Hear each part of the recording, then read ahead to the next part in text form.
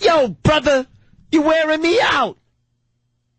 What's the matter? What's wrong, Patrice? As we're joined by Patrice O'Neal, our black correspondent. Good morning. Good morning, Patrice. O'Neal. Always Did you a pleasure. see the thing? He's awful. Yeah. You saw it. Awful. Yeah. Not just hear it. Did you see it? Saw it. All right, ready? The guy is awful. The That's trying to dude, get a where, picture. this is what bothers me. What do you think the black view on this is? That guy that wanted a picture is a complete ass and should have been tackled by Secret Thank Service. you very much. Where And are the beaten. dudes that make this guy disappear? He's not president yet. That's But it. he's a dude running for protected. president, and the guy walked right up on him. I Yeah. mean, no one gets to like you said, he should have just took the picture. The dude was up on him close enough to have an argument with him. Yeah. What dude running for president, what senator, That's what the governor type of goes, change. dude, you're wearing me out. That's the type of change that Obama wants. Don't even say the black dude. Why isn't the black dude that has a really good chance of becoming the president of the United States why doesn't he have better protection at this point? Thank you. Let some white guy come He's up on him up. like that. Did you see it? He's right there. The guy is up in his face, Yeah. annoying him. And you When know do you Obama- get a chance to annoy anybody in government? Yeah, Obama could have just looked around and given a wink to one guy, and that guy would have been taken out of the picture. You see, the two dudes, I watched it 10 times, my head started hurting. It's Yeah. just like, you know, you gotta work with white people. You know, you guys are white. So you gotta come in and go, hi, white people. And then you see that, Hi, black and you go, you know, they Yeah. don't care. His Secret Service was looking around like, like they were, outside of a club, like going, should we or should we not? This dude was up in his face. I'm talking about touching him, calling him hey dude, let me take a picture, and gets him to the point where he has to go, man, all right, I'll take the picture, but you're wearing me out. You're wearing me out, brother. Yeah, and it was a white dude. So Yeah. ass. Yeah. And how do you get that close to Obama? Shouldn't be able to. I think at He some could have point. killed him with one of those homemade prison knives. Yeah, a little course. shank. He could have He's gotten close him. enough to do some damage. He really did get close to him. I think Obama at some point is going to need to get Farrakhan's people, the little red bow tie people. If you don't around think him. that, Yeah, that was in Nation my Islam head, people. if you don't think I was going, boy, I hope he could stay alive till he becomes president and makes a change that my security. I'm would be amazed he doesn't have it wrong. figured out yet at this point. To But have if- better but it- security around him. I mean, get the rap guys involved. Get some of those rap If you security do, guys. he won't hip-hop win, though. That'll security. be the thing. Get Now, Mayweather's guys. Yeah, he Mayweather won't- came he in won't here be with a president. No, then he won't be president. You're right, because people will be He like, won't be president look then. who, He has look. the Most He has to have- protected guy. He's people got the being me. highest Secret Service. Does he really? Yeah, he really does. He has the most Secret Service, bro. Against who? Against everyone. He has the most Secret Service. Kittens? Because this dude was right in his face, Norton. It's so secret, the Secret Service, that they don't even come out. Yeah. Can he make sure you're They safer watch. on the road? When you're in Seattle, can he make sure no one gets next to you? Because we have 500 Next of to that you. guy in the room. Yeah. See me. Obama has one. We have, 100. Yeah, that's every one of our fans. Right. Remember Traveling Virus, Patrice? Dude, happened? I forgot. I forgot about the dude that got on stage when I was on. I wasn't Oh, really right. feeling threatened. Kenny, that dude had disappeared in a puff of smoke. He went I thought away. he went back into his genie bottle.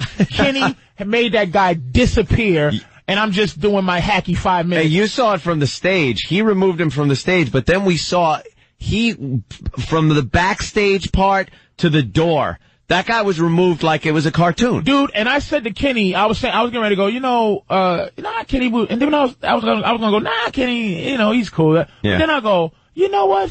That was magnificent. Yeah. I want that. Cause this dude could have been dangerous. You know what? Sure. Good. He went from the stage to the sidewalk with a mere few seconds. Yeah, I've never seen that. It was He got unbelievable. thrown down the stairs, which was hysterically funny. And his feet never touched the ground Nope. until he was outside the venue. No. Wow. That was really Just impressive, Kenny. It's on YouTube if anybody wants to revisit that. Is that one really on YouTube? The guy getting chased? Kicked out of the venue? Thrown down the stairs. I think It's he great. came to shake my hand or touch me. It was something, but Kenny I felt good. Yeah. But that Obama thing, dude, I mean, Handle it one way that or the was other. horrid, man. Handle it one way or the other. Oh, that ain't Take gonna- the picture and let the guy go away, or tackle him and pummel him. But don't handle it like leaving Obama hanging out to dry with the guy. For people to judge what he should, like Norton's rant. what he should and shouldn't. Yeah. He should never get to the point where he had to make a mistake. It should have been somebody dragging that dude down absolutely. the street. Well, that's not going to happen again. Huh? You know, they'll nah. Somebody got to get fired. They can't that, let that man. happen again. Because if he's making an impromptu stop like that, or just doing something in public, it's hard to get people just out of there when they're not doing anything. You can't just, because you got cameras there, it's hard to just tackle a dude who's not threatening. It won't be his fault, though. It'll be like, hey, man. He could have been like, hey, easy on that gentleman, easy, as they just beat the crap out of him. And he sneaks. There's protocol for that. Right. I've seen pictures of somebody getting close to the president, even not getting shot, and the Secret Service grabbed the president by his butt cheeks, by his collar, his nape, and his pants, and run the president away from the situation. You also don't want to seem paranoid doing that, though. That's another thing. He should seem paranoid. You don't want to seem paranoid, like people get close to you. That even looks worse if all your guys are on camera just dragging somebody off. He's the black presidential candidate, right, who could win in funky Philly with a Philly dude up in his face bugging him. Yeah. That dude should have got his ass beat. Oh, Obama can't win. It's on the front page of the paper today. Hillary Clinton says that Obama cannot win. Really? Is she making more bowling jokes? Well, stinks. No offense, but I mean, her bowling jokes. I like Obama. Yeah, Hillary was very hacky to do the April Fool's prank, saying that she wants to like settle this thing with a bowling thing. But your boy and my boy, I want Obama too. 37. He bowls a 37 in 7 frames. Niggas don't bowl. Are you judging him by white people's sports? Are you jackass? All right, this is the point I'm going to make, though. We made it yesterday. All right, if you're a bad bowler, why would you bowl then? He's trying to relate to these ridiculous crackers. At the same time, play tennis. Bowling stinks. It's something you go, I can bowl. He's a black dude. You know Obama go, if these crackers could do it, I could do it. I could bowl. And he couldn't bowl. But you know what? He did it with such a non-rhythm that he almost looked white. It should make him, people should come closer to Obama because he stunk. Think it was endearing to some white people because he was bad at bowling? No, I disagree. You want to feel like he's part of the white community and that he's that he bowls. But you don't want on weekends. What if Hillary was taking foul shots? And she just was missing. Would that harm her presidency? She has to kick up her heel every time she shoots. Pick up that right heel. And you see that's what got Clinton. Black people love Clinton because he went on Arsenio and played the trombone or whatever. Yeah, he played the sax. He played the sax. It's like, oh, he's a brother. Look at him. So, you know Obama has to do. As a matter of fact, you know he has campaign people that say, you know, you need to get closer to your more rural people. You're going to be bowling, and he's like, bowling? And here's their activities. They play bingo. He had a choice. Oh, bingo. Yeah, because all white people do bingo. Hunting. Sport fishing. Fox hunting. Equestrian. He's going to be fox hunting. He chose bowling because he had all those other things. Dude, a 37 in 7 frames. And how many hard balls is that? You couldn't bowl a 37 in 7 frames if you tried to bowl that bad. Oh. And he looked embarrassed. I mean, he really did. He went, golly gee, hey, I'm not here to bowl. Did anyone see his form? Did he throw the ball with 2 hands? That's what I'm saying. Like, did he have to bend down like the little kids do and like roll it with 2 hands? He had to use that handicapped kid rack, the thing you bring out that aims the ball for you. The bumpers. He was like Shaquille O'Neal at the foul line. Good form, but it just wasn't going in. It just was going right to the gutter, man. Yeah, it was embarrassing. But really fast, so Obama can't win is the headline on our paper today. Hillary made this claim to, I think, Bill Richardson, right? Yeah, good luck. Because, you know, she started to realize that Bill Richardson was going to back Obama, and she's pleading with the guy, going, look, he can't win this thing. Why are you doing this? What is she looking at? Because the guy's got a pretty good chance. He's pulling away in the polls. Now the latest is that he's going to give Al Gore a big position if he becomes president. Or he's going to offer him something. Could it be vice president? Your people are doing a good job at laying down things to make white people nervous, man. Yeah. Oh, y'all are doing We're trying, bro. Oh.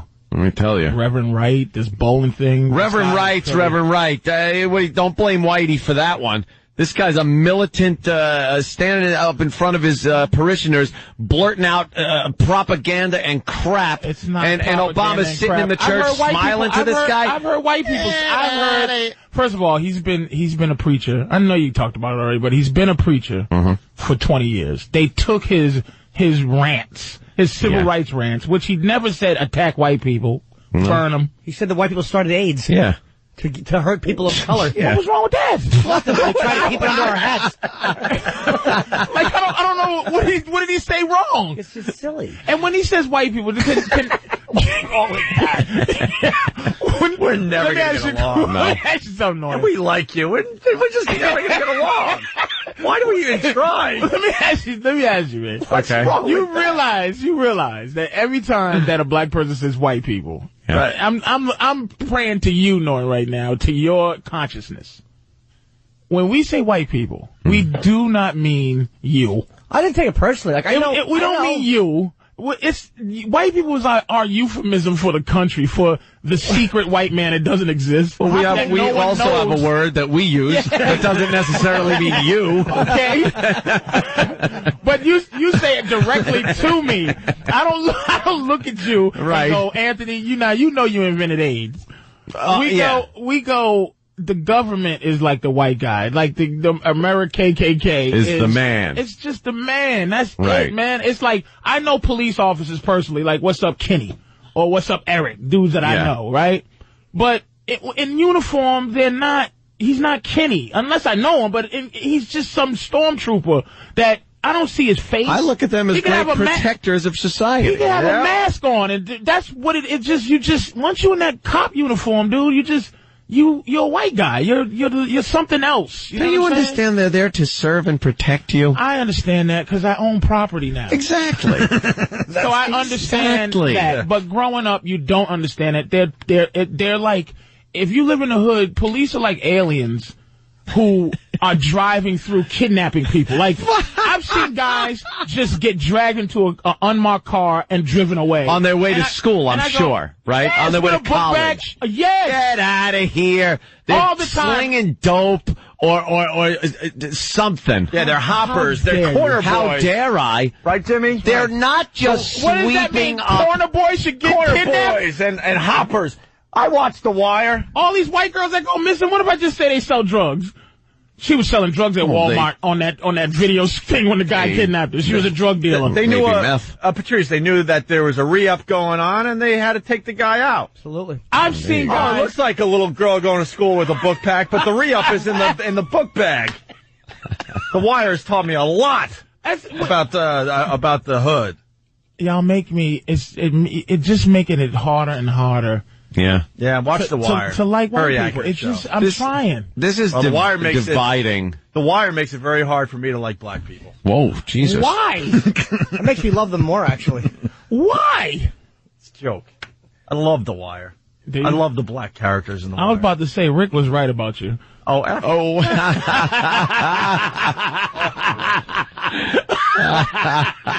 Rick's got a little surprise for himself today, by the way. Ooh, ow. Yep. I was listening to that the other day, man. That really had me in tears. Backstabbing F. Why can't we get along? And the payback happens today. I don't know. It's just more divided. More right now. Every year that goes by, and black and white people won't say that it's racial. Like it's always. But black people won't either. And yes, we do. That it's racial. That we are gonna vote for Obama because he's black. Oh no. But white people won't say he won't vote because it's. No, you guys keep that under your hats.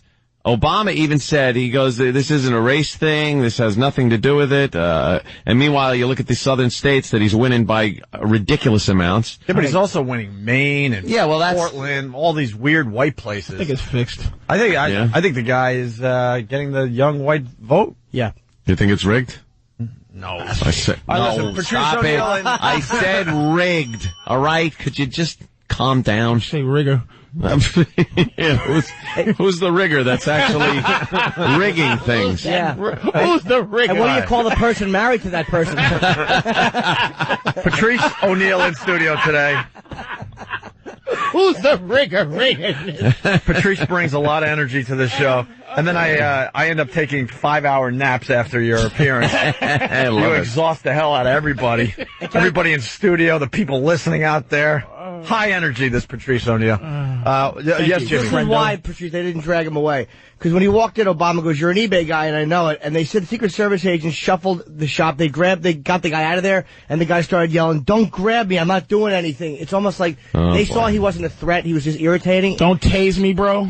Well, Yeah. It's you like, never know. Exactly, but it looks bad when that happens. That's why they didn't, because there's probably no way to drag this. He wasn't a threat. They knew he was just an annoying guy, and they probably didn't want to handle it by dragging him away with him kicking and Back screaming. in the 60s, they'd have just put pills in his mouth and he would have passed out. Obama, they would have let him. But Jimmy, you know what? I changed my whole thing on this. Jimmy's so on to Of course, this. that's and why. with this YouTube environment going on, you can't have like a situation. And that's why Obama was stupid to not just. I understand the guy was annoyed, and as a man, he was right to just tell the guy to go F himself. But it's like you're in a. You never refuse a handshake or picking up a dumb baby during a campaign. He's losing his cool. Jimmy got me. Yeah, because, I mean, you got the cameras rolling. If there's an incident, it's on YouTube and it gets 10 million views within 2 days. He lost his cool over a situation that he probably should have handled differently. Right. No, this guy, if you look at this picture, this guy, he's somebody running for the president of the United States is holding the guy's shoulder going, as a regular dude, explaining to him as a regular dude, he doesn't want to take this picture.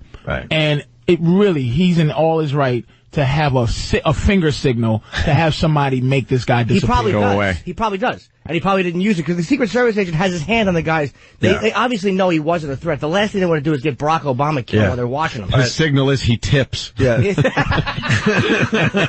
All right, listen, this is the break sign. We got a break.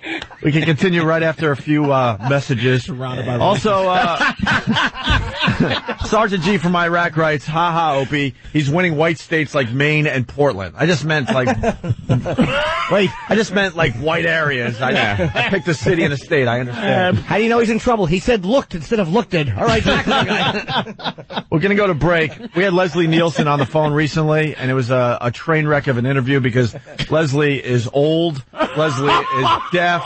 Leslie has Alzheimer's. Leslie might have had a few little strokes. There was all sorts of things going on with this guy. It's not the Leslie from Airplane. No. From the Airplane movies. So we go to break with this little piece that Derek put together. Let's welcome Leslie Nielsen to the Opie and Anthony Show. Hi, Mr. Nielsen. Hello. Hi. Hi, Leslie. How are you, sir? Are you? Well, I'm Paul McCass, yes. Yes. Hello. Hi. Hi. We should play Drunk or Stroke. And mean stuff to do comedy? Exactly. Okay. Stroke, drunk, or Alzheimer's. Drunk. Yeah, this is about the rottenest connection I've been on in a long time. It's called a synapse. That's the bad connection. I'm glad to see that you're having a good time. You should have a good time at this point in your life, too, and I would just drive blindfolded down the Pacific Coast Highway. You're having a great time. This is let him go, please. That's what I'm begging God to do. Mr. Nielsen. Leslie. Hello? The Opie and Anthony Show. Let's not forget, tomorrow tickets go on sale for the O&A Animation Festival. 8 a.m. It's Ticketmaster, right? Yeah, cheap ticket, $10. Yeah. And a service charge that might be another couple bucks. Thursday, the 5th of June, I think. Correct when we're doing it. And we wanted the tickets to be free, but the problem is with these venues, we couldn't get a free venue. It's not that we were making money off. We just could not get a free venue. Yeah. For $10. It's a dumb service charge. It's going to be a great night out. Absolutely. You're going to be hanging with a bunch of fans and us and watching some of these animations that people have made about the show, some comics, and I do believe beverages will be available. Just a few. Yeah. Roseland Ballroom, June 5th, here in New York City. The O&A Animation Festival. All the info's up on onaradio.com. So to the animators, start animating. Yep. We got thousands of dollars in prizes to give away. We've gotten really good ones for free. It's like you might as well do it for money. No kidding. Maybe they're holding back. Something tells me people are holding back or they're perfecting them before they Ooh, send it. getting the real good ones, yeah. That's the beauty of us. We'll sell out a venue and then we'll figure out the event. Yeah, that's how we do it. Believe me, here's what's going to happen Thursday the 5th at 7 o'clock. How are we getting there? I don't know. Kenny said we had a car. Well, GH will pick you up if you want. Yeah. I'll come and get you. Unbelievable. Phone number 877-212-ONA. Lots going on. We got Patrice O'Neal in studio. Also, we unveiled our April craziness today. And now the promos are just flooding in. Oh, yeah. As long as we got promos. Well, we played the first one about an hour ago. Yeah. We already have a second promo for April Craziness. Once the promos get played, we're obligated to actually come up with something. Yes. Opie and Anthony get crazy this April. It's April Craziness. It's so crazy. It's April Craziness. It's completely insane. It's so bad it's awful. April Craziness on the Opie and Anthony Show. Jimmy? I can't listen to it even to be ironic. That's why we play him, I'm telling you. Oh, my God. It really hurts. It's painful. I love it. I love it. I think I love it because I know it annoys Jim. Oh. So, we asked for some Scott and Todd audio. Yeah. Wow. I don't know what's going on over there. This is a popular show here in New York City, and I'm starting to wonder why. Starting? Well, you figure that there's an audience out there for some of these shows. For anything? That we just can't understand, right? Yeah. But this Scott and Todd, man, Scott can't talk anymore, and he's still doing radio here in New York City. There's something wrong with his choppers, I think. Well, there's been rumors of plastic surgery and all sorts of Botox and stuff like that. I'm starting to think his face is too tight to move the jaw so we could get the words out. So he can't really talk? So we got some quick samples of what they're doing this morning. Listen to this voice.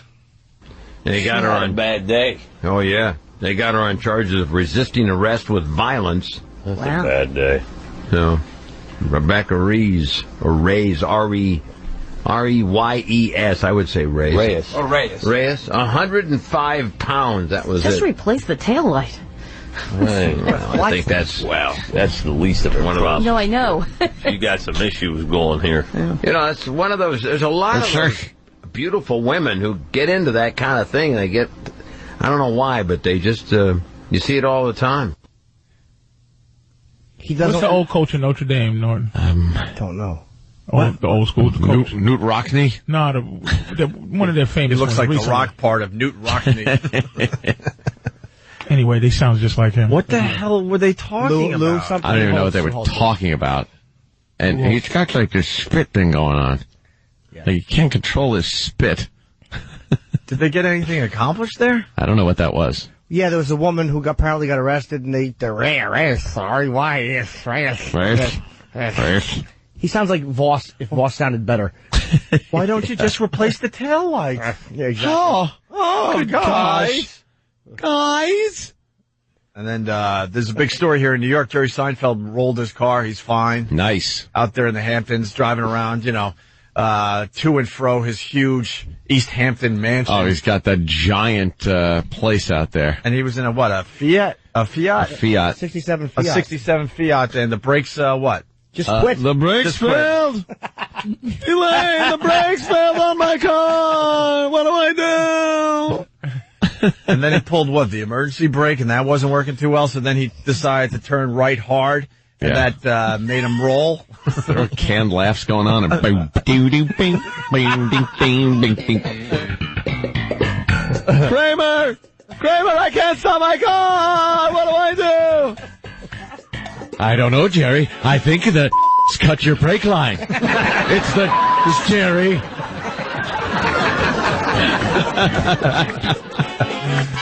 I can't believe it. I rolled my Fiat. What do I do? Call the they'll come and burn it for you. You'll get the insurance money. Just make sure is to it.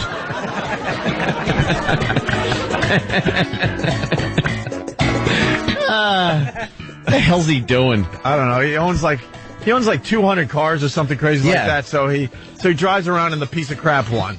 He has the one that could possibly fail on him. Yeah, you'd think he'd have all of them in impeccable condition. He's got a garage on his property that is way bigger than anyone's house that is listening to this show. On 83rd Street, he had a building for 5 years. It took like a brownstone. Yeah. Renovated into being this garage. Converted into a garage that like lifts the cars up 5 stories and stacks up his classic cars and Porsches. And then he pulls out a Fiat. This old Fiat. What? Why? How come a white guy could do that? And there's so much love and respect when you talk about it. If a nigga did that, you would just be all day long talking about what's wrong with him. Because the cars would be stolen. Did you hear what 50 Cent did to a house? He turned a damn brownstone to a garage. That's crazy. Seinfeld is a classic. He's a collector. Because everyone loves him. Frivolous. Because everyone loves him. Black people are frivolous. White people are collectors. You watch that show, Seinfeld. People love the guy. Oh, he's so funny and non-threatening. He had 200 cars, and 50 Cent had 200 cars. I think it'd be a problem. I think it's pretty crazy that he turned a brownstone into a freaking parking garage. For 5 years they complained. The neighbors hated it. Out of their mind. All you hear is car elevators going up and down all hours. I want car number 32. It's on the 3rd floor. Get me my Porsche. Get it going. I guess Jerry, you ought to get a to work here to bring your cars down for you. It's a Jerry. I was reading he has 47 Porsches. 47 Porsches. In Just his collection, yes. Yeah. You think as the car's rolling, he's just thinking $250 million. $250 million. What am I doing? What am I doing? Riding a car made of cotton. Really? That, I hate stories like that because I do kind of like going out and driving, you know. He's driving a car before safety. Like those cars before there was they cared about safety. I don't need seatbelts. He's worth about $1 billion, and he still has the seatbelt that goes across your waist. It's got the steering wheel that just goes right through your chest if you hit something at 5 miles an hour. No safety check. Yeah, no airbags, nothing like that. Think of the future. That's the first thing they do in commercials now is just to, it's got a 3 in safety. And that's the first thing they always talk about that drivers, passengers, back side curtain airbags, Airbags pop out of everywhere now. Yeah. Back then, you got a metal dashboard. He's driving one of those cars, that oil slick come back like a spy car. Or you ever see Get Smart when it's driving slow and then all of a sudden it just speeds up real fast and drives slow again? He's driving a Maxbox car. He probably has a death wish. He's tired. Yeah, you think he's tired of the whole thing? Just, kill me. Jerry Seinfeld should never roll a car. He has enough money to prevent that from happening. I would have loved to have seen him crawling out of the wreckage. Because everyone does, it really humanizes you and humbles you, I think, when you just, I'm crawling from the wreckage! Elaine! Pick me up. I'm on Long Island. Who cut his brake line? I'm crawling. It was the Jerry. They cut your brake line. They're jealous of you, Jerry. They're jealous. The are jealous. Kramer, stop talking about them.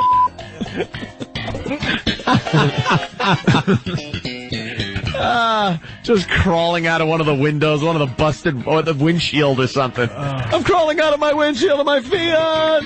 Help me. Were you swerving to avoid a Jerry? There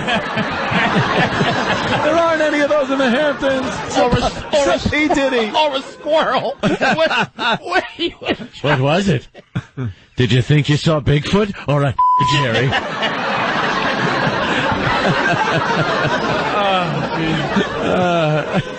Terrible, man. Make a great episode. Jerry rolls his car in this hilarious episode of Seinfeld. How scary is that? Yeah, it's pretty scary. Have you ever done that? How do you even roll a car? Never rolled a car. That's usually some type of, you're avoiding something at high speed. And then you just... Yeah, you gotta... No, because he pulled the emergency brake. That wasn't working, so now he turns hard right. He was turning hard right to try to get off the road, and that's what made the roll. And then I guess the roll stopped right before a lot of traffic that was flying. Oh, really? Oh, yeah, this was a close one for him. This was a close call for Jerry. Jerry Seinfeld almost got killed. Yeah. That would have been something. Imagine that in the news. We're reporting now that Jerry Seinfeld was killed in a car accident. Oh, they'd be doing all kinds of retrospective. Yeah. He was at the Comedy Cellar last night. He went on and... so he's okay. Yeah, he's fine. He was there last night. It was so funny, too, because I went on... Last night? What a trooper. Kevin Brennan, and it was so funny to watch Colin get bumped. Oh. That's really? right. Yeah, well, Seinfeld here. Act like you co-signed for it, Colin. Jerry probably went, do you mind if I went? Colin's trying to act like he volunteered for it, but he really got bitched. That's so good. Yeah, he'll take a bump. I don't know. What are you going? What's wrong with that needy psychotic Seinfeld? Why would you go on stage after you roll your car? Why would you go on stage after you get $250 million? Why just? What is he doing? I'd go on and take a dump every night, and they'd probably go, look, you can't come back anymore. I know you're Jerry anymore. Seinfeld, but you can't do that anymore. The crowd Jerry just squats on stage with his fingers up, taking a dump, and then just gets up and walks off without a word or an explanation. And then covers the dump up with some money. Yeah. He throws a few hundred, like Sonny Corleone. Covers up dump. Covers it up like a cat does. but use the money. He scratches money over his dump. Then just walks off. Scratching hundreds over his... Rolls another car. Just walks away. He's bored, obviously, huh? I guess so. You gotta be. You do a movie, you do stand-up, and then you want to go back to stand-up. He's a comic. Started this break talking about Scott and Todd and how awful Scott now speaks, and it just so happens they did their own Jerry Seinfeld bit today. Let's see how that was. All right. You just heard ours. We'll compare what they did now. Okay. You see that story about Jerry Seinfeld, too? Yeah, he's okay.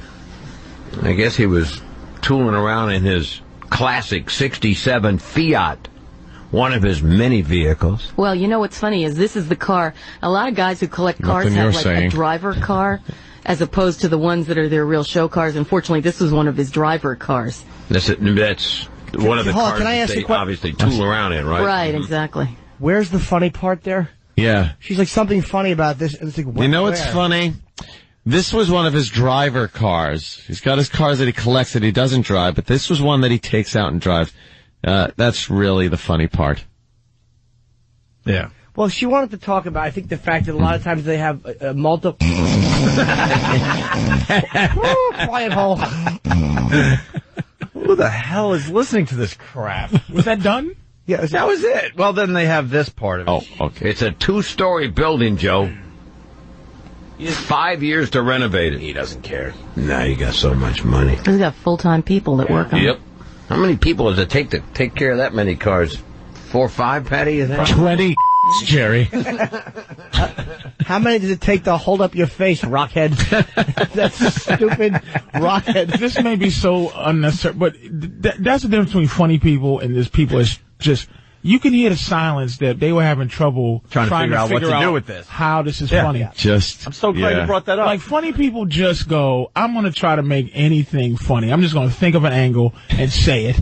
And actually be attached to it. That is, I'm going to find a funny angle in this real quick. And just screw around. Or the passionate angle, or something. It was times where it was silence. Yeah. Where they were going, they wanted to just go, well, he's safe. So Jerry Seinfeld rolled his classic Fiat last night. Yeah. Yeah. He's got a lot of money and cars. Yeah. Shit. So what? I heard that I don't know. I heard that the one he drives. That's the one he likes to drive. Yeah. He likes to drive that one, and I also read that he likes to drive a 1980 one, like a 1980, an 80 Porsche. Yeah. Does he keep that in a brownstone he renovated? How many people do you think it takes to run that?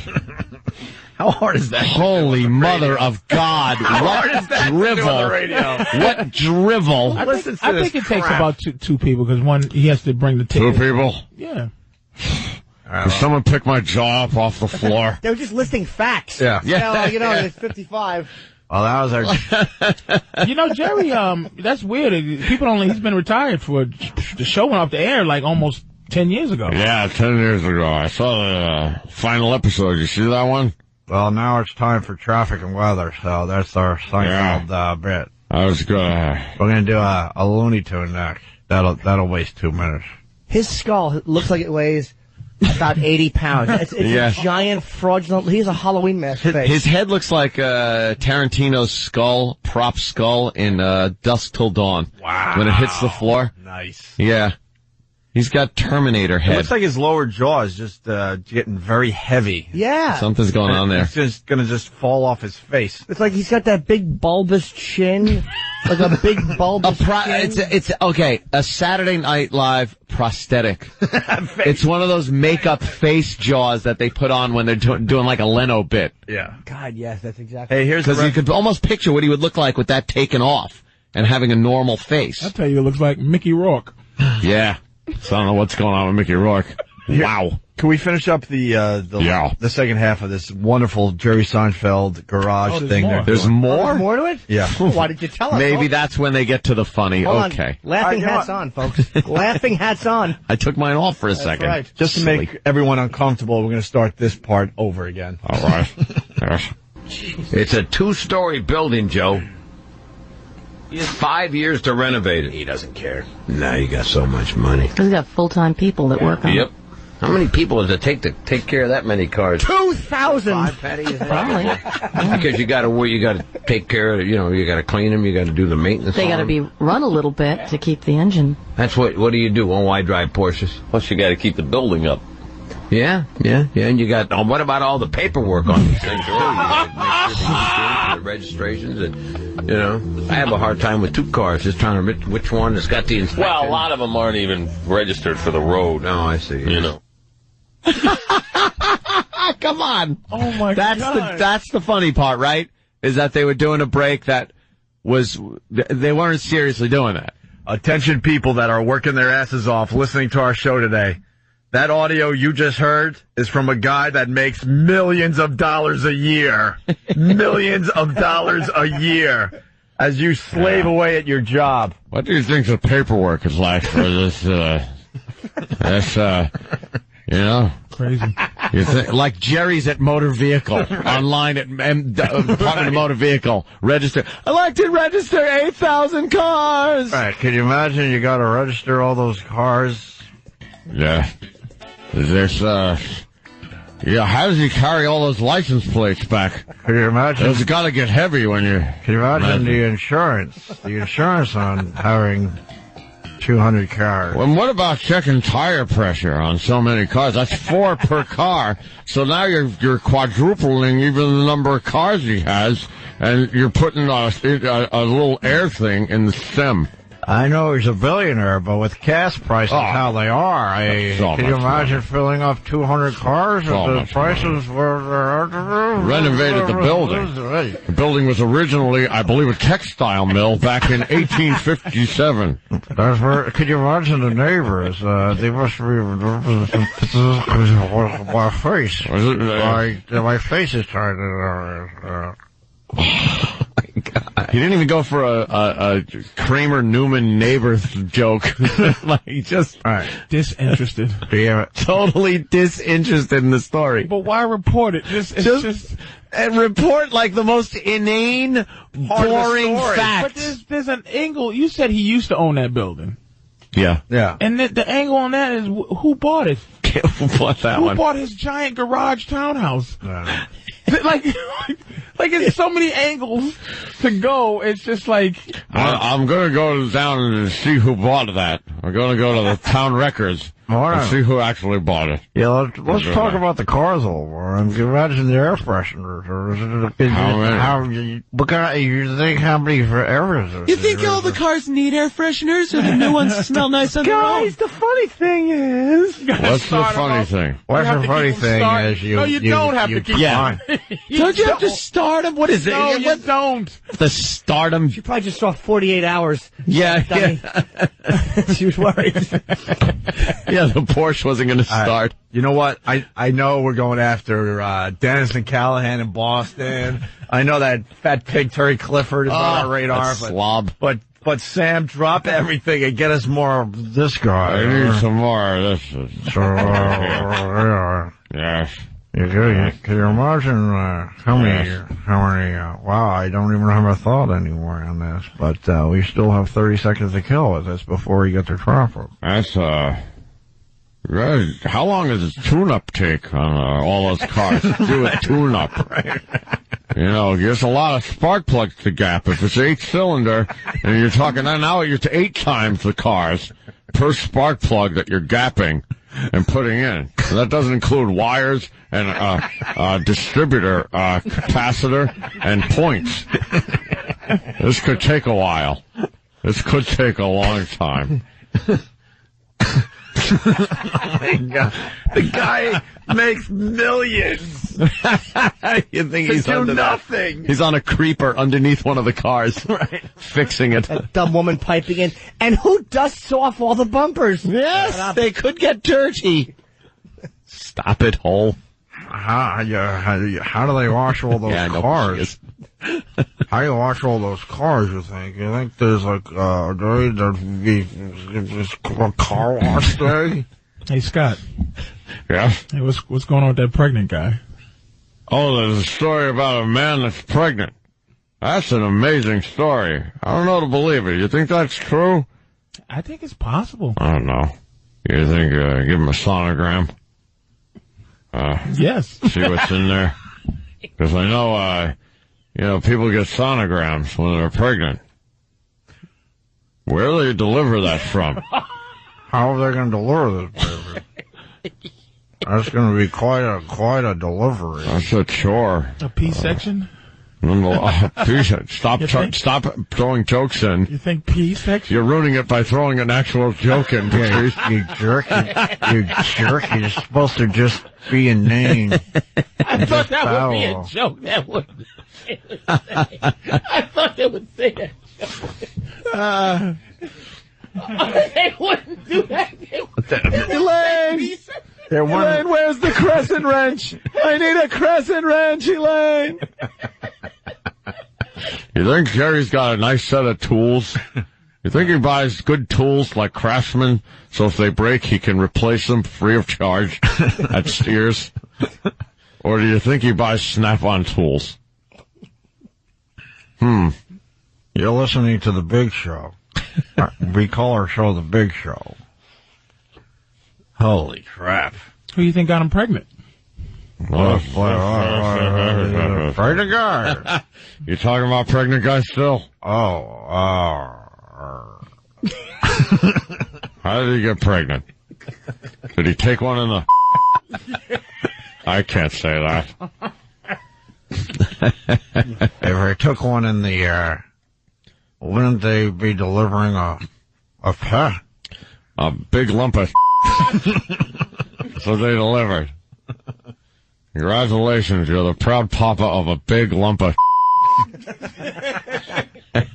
For the racist people out there. Oh, geez, don't even say it. This is where you would place the racist joke. Make your own racist joke. Radio. Congratulations. You have a baby, but it stinks. It's going to smell forever. Let's go to Andy in Boston. Andy. Hey, that guy sounds exactly like the guy from the movie Hannibal who got his face eaten off and is like talking all crazy. Right. The guy laying in bed with his face chewed up. Gary Oldman's character. Yeah, Gary Oldman. Yeah. Oh, that is funny. Thanks, Andy. All right, we do have to take a break. Sam, we're obsessed with Scott and Todd. Yes. We're obsessed with these zeros that have been wasting space on the radio for years. Patrice hit it right on the head, though. They just had nothing. Yeah. And they would just go trying so hard to get traction, like Jerry on his car. They were trying to get traction, and their show rolled over. Look, let's take the people inside a little bit here. You know, radio's not easy to do. There's some things that pop up on the news, and you're trying to find an angle, and sometimes you miss, right? Yeah, of course. Not sometimes, you definitely miss. But with the Seinfeld story, if you can't make something out of that on the spot, you have no business being on the radio. What is that? I don't know. Looks like two guys standing next to Mount Rushmore. Oh wait, that's Scott and Todd, I guess. Oh God! Wow. Poor Scott Who's Shannon. that fruity guest? We got to retire, Ant, before we get to this point. I'm telling you. Yeah, I know. Yes. Frightening. Coming up, what are you talking about next on the Big Show? Well, we're talking about the Obama and the guy that wanted a picture. I think we should discuss that. I believe he had a Canon digital camera with probably a 4 gigabyte memory card in there. He could have taken a lot of pictures with that one.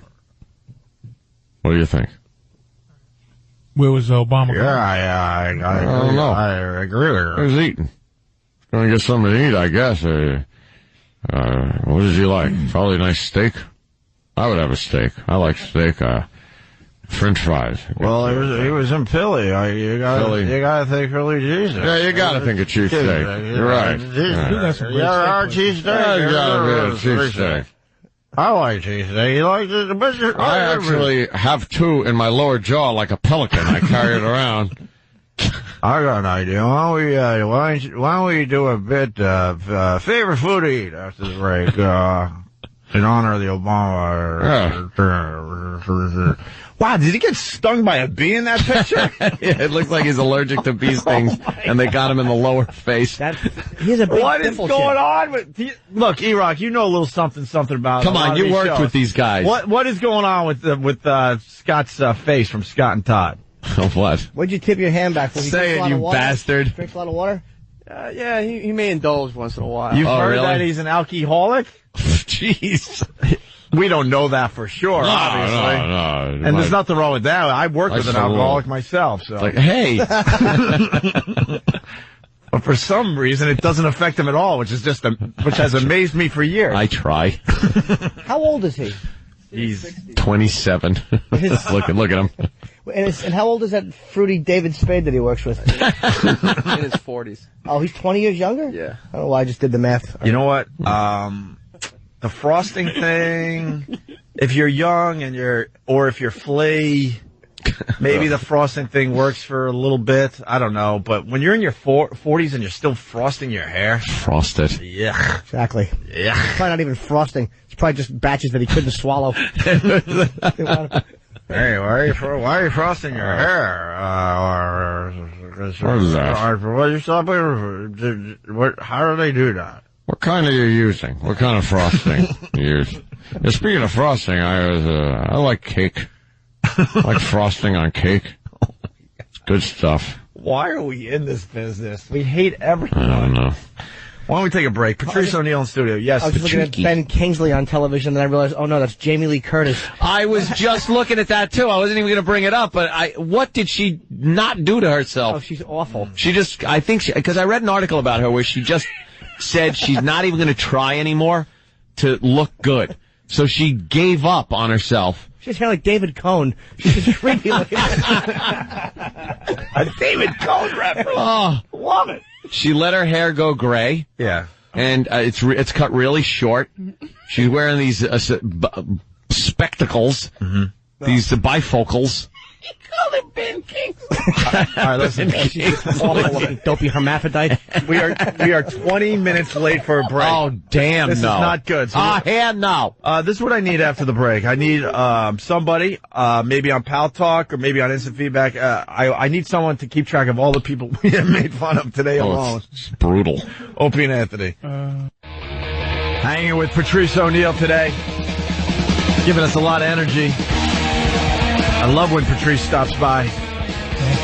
The Opie and Anthony show, by the way. Phones are lit. Start stopping by. We'll go to Kevin in Connecticut. Kevin, what's up? Hi, guys. Hey, man. Love you. Love the show. Shut up, Kevin. How would you like to hear a show with Scott Shannon, Ralph Kiner, Dick Clark, and Kirk Douglas? I would love that show. It would be the #1 radio show in America. Tune in every Every day I would tune into that.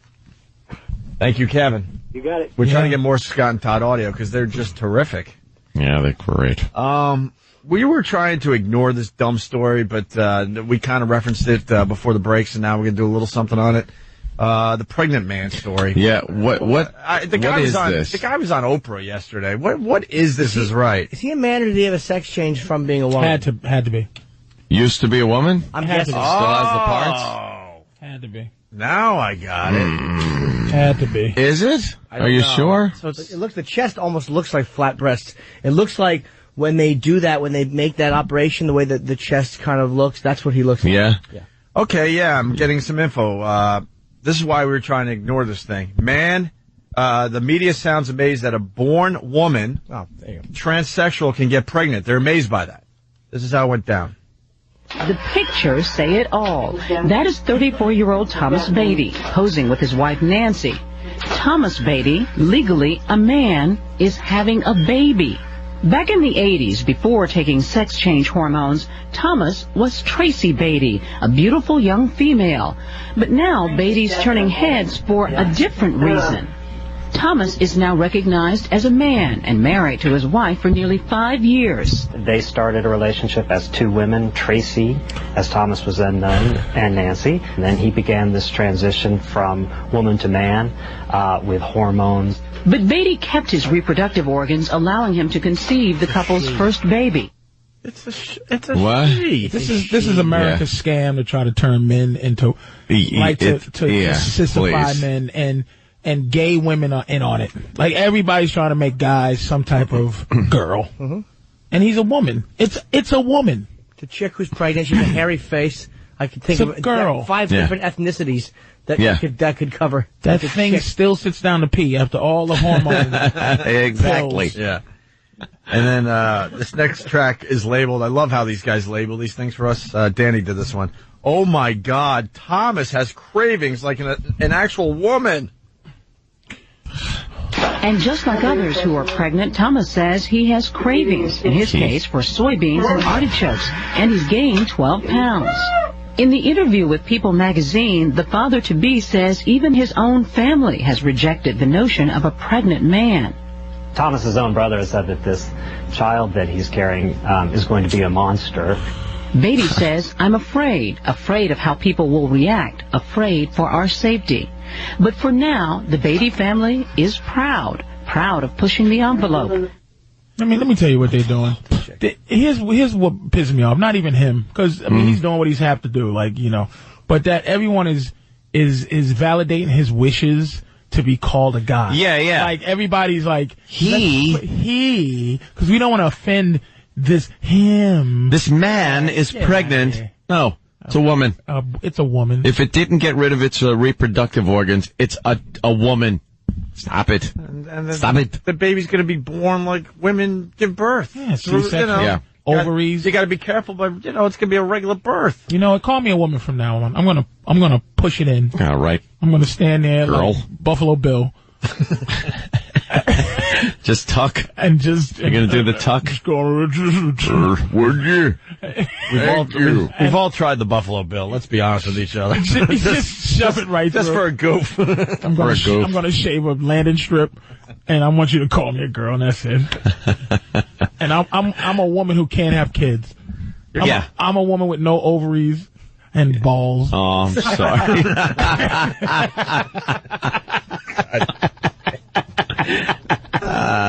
Just stop. All right, enough of that thing. What is it now? Is this a transsexual where they? No. Okay. Right. Fair enough, sir. Fair enough. And Oprah had him on, probably not even laughing at him as like she should be, just saying, you're just a waste of a segment. Morton Downey Jr. show was canceled 18 years ago.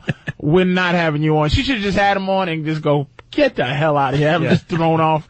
But it's a girl. Kick it in the stomach with some Doc Martens. Kick it right with see whatever piles out of it. Just put his head on the side of the sidewalk like Ed Norton. Chew the curb, you androgynous nothing. Kick him right where his nuts should be. I love the way she says, and he kept his reproductive organs. Then it's a her. Push, you thing. Yeah. And with all the hormone treatment, whoever said it's going to be a monster is probably right. Oh, yeah. What kind of thing is going to come out of there? An 11-year-old with shoes on and a hat. Little claws, like 3 fingers with...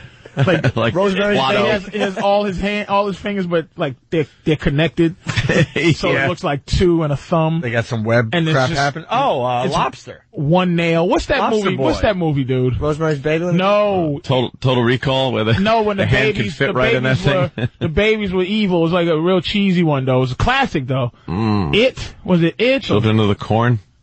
Hold on, wait. Salem's Lot. Into the mic. Salem's Lot? No. No. No. Salem's Lot. I was so excited. It was about evil babies that could just kill you, jump on your chest, cut you. You know those. Oh, wait, hold on. What, Eric? Oh, Shawshank Redemption? He has Quato. Quato hand. Quato. It's Quato. All right. Well, enough about the dumb baby. Hey, Larry King's in a bit of trouble. We love Larry King on this show. I wish we had audio of this. Larry King pitches fit at Son's Little League game. How old is he? His son's 51. He's 74. He's 74. How old is this kid? Well, he's been married to this wife of his sixth wife, by the way. Sixth wife. For about 11 years. So the kid's got to be, what, 9 or 10? 9 or 10 years old. A 9-year-old kid. What kind of selfish bastard is a 9-year-old kid at 74 years old? 74. How embarrassing. What happens at 75? I remember 9 years old, my dad's like drinking and stuff and just having a blast. And he'd take him to, he would join me sometimes for father-son things at school. Before he took off. Yeah. Would he embarrass you when he came in? No, he was a cool dad. Because he was a private investigator. And, he was, like the cool guy. Yeah. But then, he took off and went to California to become a cowboy. He had broads to bang. What does the sperm do? Just walk out? Like it just... Yeah. Like he doesn't ejaculate. It just walks on out, strolls with his hand behind his back. Yeah. So who's going first? Just like that. Just like that astronaut. They just all look on the edge and just go, who's first? There it goes. Larry King. Each single sperm comes out. How important is the sperm count? I hope not too important. It comes out one sperm. I've got 4 left. Look at him swim. They're in lanes like an Olympic pool. You can count them. And they're off. It comes out just like a Tommy gun, just one. You can see the tails and everything. And then so he doesn't waste none. Whoever fertilized the egg, that one goes, all right, nobody else come. Yeah. Stay there, I did it. Turn around, come back. I might need you for another marriage. No, they look like workers coming out of a manhole. Just one at a time, slowly looking around. They stretch. Oh, God, look at that picture of him. Oh, he's just awful. That's a good one. It's Alive or Village of the Damned? It's Alive. Thank you. My son's Little League game. That would have killed me all day. It's Alive. Came in. A lot of people got that one, including Max from Dallas and others. So there you go. It's Alive. It's Alive. He looks like a fish. He looks like a fish. He looks like the big pussy fish in The Sopranos. Oh, right. That was talking. Come back and talk. That's what he looks like. Hey, did we state the obvious about the man being pregnant, the man in quotes being pregnant? Like, why wouldn't the woman get pregnant in that relationship? Yeah. So obviously they wanted the attention, or could she not get pregnant? What are they doing? And now I need to know more about this. To be on Oprah. Maybe the inside of her womb looks like that room they shot Pesci in Goodfellas. Just a few things stacked up. That's what the baby's doing, going, oh, no.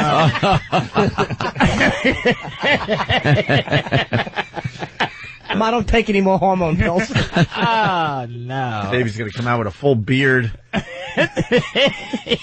And the father finds out that it's a healthy baby, and he just slams the phone down and starts crying.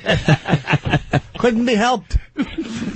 Yeah, I'm sorry. Yeah, why didn't the broad get pregnant? There's got to be something going on with that. Hey, quick break to catch up because we went way late last break. Please bear with us. We'll do the Larry King story next after the break. And let's not forget, once again, tomorrow, really quick, our first annual O&A Animation Festival. Tickets are going on sale June 5th at Roseland Ballroom. The tickets are on sale tomorrow morning. That's what I mean, for June 5th at Roseland Ballroom. You're right. 8 a.m. It's $10 plus a service charge, but get them early because it's an 8 o'clock on sale, which is actually early for Ticketmaster. That's right. And all this info is on OandARadio.com. You're checking out the Opie and Anthony Show. Patrice O'Neal in studio. Hey, friendo. Yeah, you just brought up a very, very good thing. And I think everybody out there can relate to this. It doesn't matter if you're in radio or a mechanic. It happens to everybody. You want to explain what you were talking about before, during the break? What are we talking about? Well, Patrice was listening to the show earlier this week when we went after our old producer Rick, because he decided to write this. He decided to do this interview with Steppin' Out magazine. He got himself on the cover. That's all wonderful, but the damage this article is going to do to this guy in his radio career. That's where he's just the dumbest person alive. He is a fantastic bridge burner. It's a horrid business because, I know sometimes you just have moments with everybody. Mm-hmm. I'm sitting there talking to Opie, and I'm just like, I never met my father, and I was touched funny by the guy at the garage. And I just, Opie, but I appreciate you, man, letting me on the show, man. It really helps a lot. And now we're enemies. Yeah. And then really, Mr. Touch Funny at the garage? What? Oh, yeah. Jeez. Then it would be. Let me tell you about Patrice. One day it would just be, one night I'm hanging out with Patrice, right? Yeah. And this guy is crying like a baby, like a little bitch. And that's what it would turn into. It would go from, man, I'm feeling you, that really sucks. And that he was touched.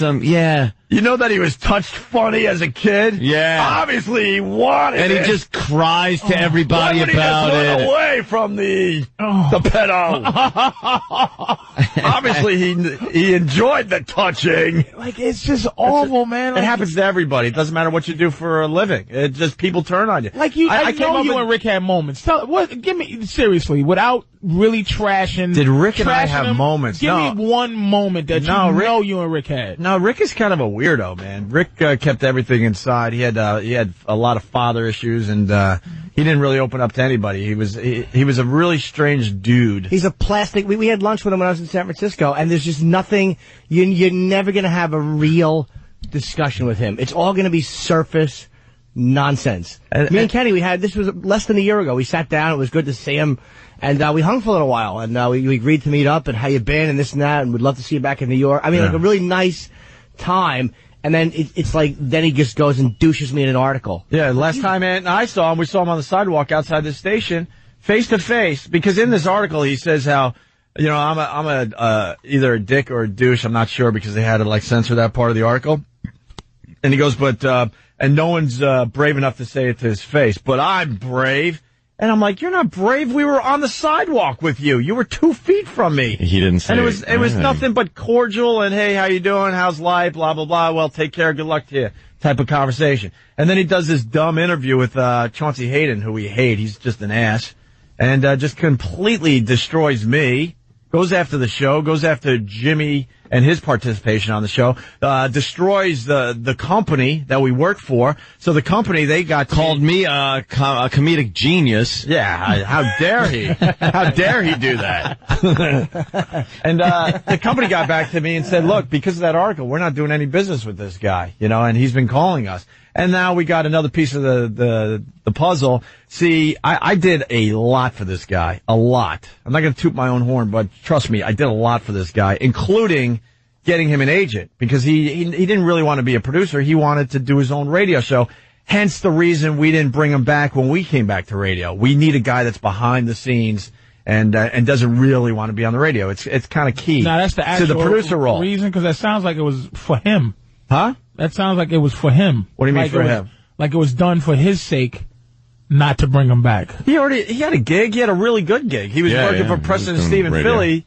I don't really respect that show, but you can't argue that they're very, very successful in Philly. And there was something you wanted him to... I remember we were off the air. The first month we were off the air in 2002, there was something, or the first few months, there was something, he had a bunch of CDs or things pertaining to the show, and you kept saying, Rick is not sending me this material. I've asked him 20 times, and he's holding back this material from me. He had incredibly valuable stuff that had, that helped this radio show, and he didn't give it back.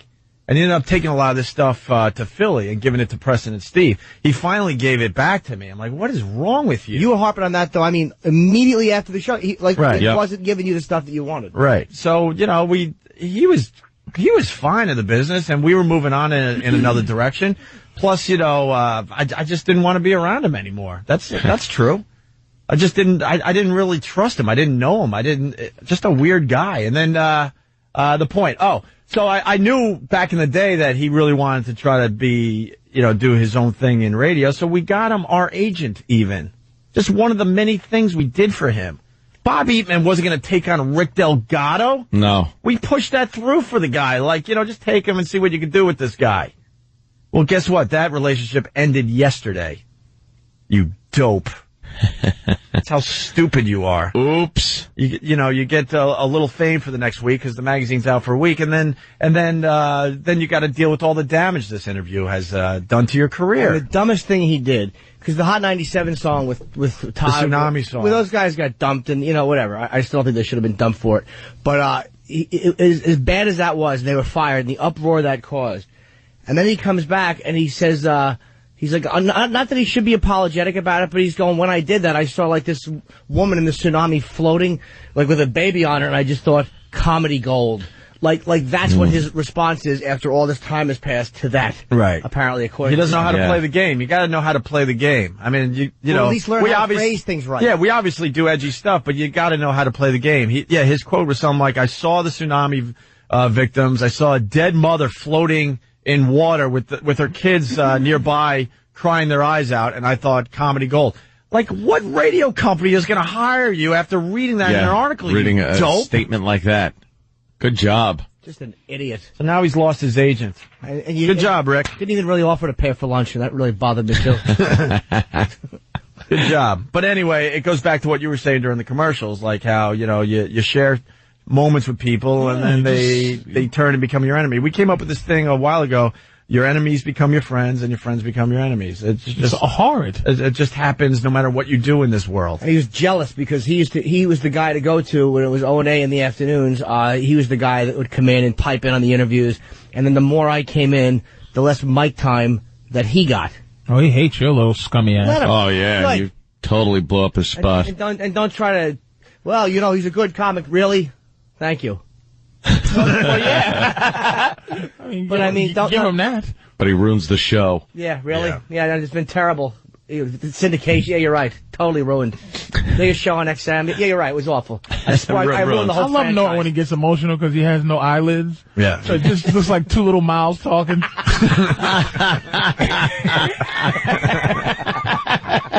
His little weird cartoon face. He just gets upset. To do what he did. Fury. And to burn the bridges he did by doing this article, it just proves he's just bad people. He's just a snake. He's just bad people.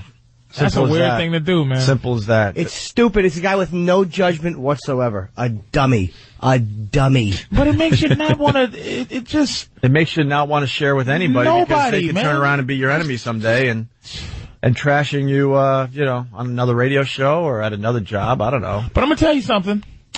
What I learned in the last couple of months, I haven't been here in a while, and what I've learned is that I can be a politician now. Like, having secrets doesn't matter anymore. Right. You just come out and you just say it. I do coke. Here's what I did. I sleep with whores. Mm-hmm. You just come out and say it, and then you go and you run for office. That blind idiot still had his hand on the Bible. Like, it's the weirdest thing. And that guy, and this is not changing the subject, it's just saying this, like, before, all little secret things, you just go, I don't want nobody to find out. Right. You just say it. And this guy's so arrogant, he don't even put on the make you feel more comfortable blind guy glasses. No. And he just walks around with one eye going one way. Yeah, but he just comes out and he just says what he says. And I'm just saying that used to be bad because, like, say even with your book and all the stuff that the Brazil stuff, Norton's book. Norton's book. Yeah, he was very honest in there. Yeah.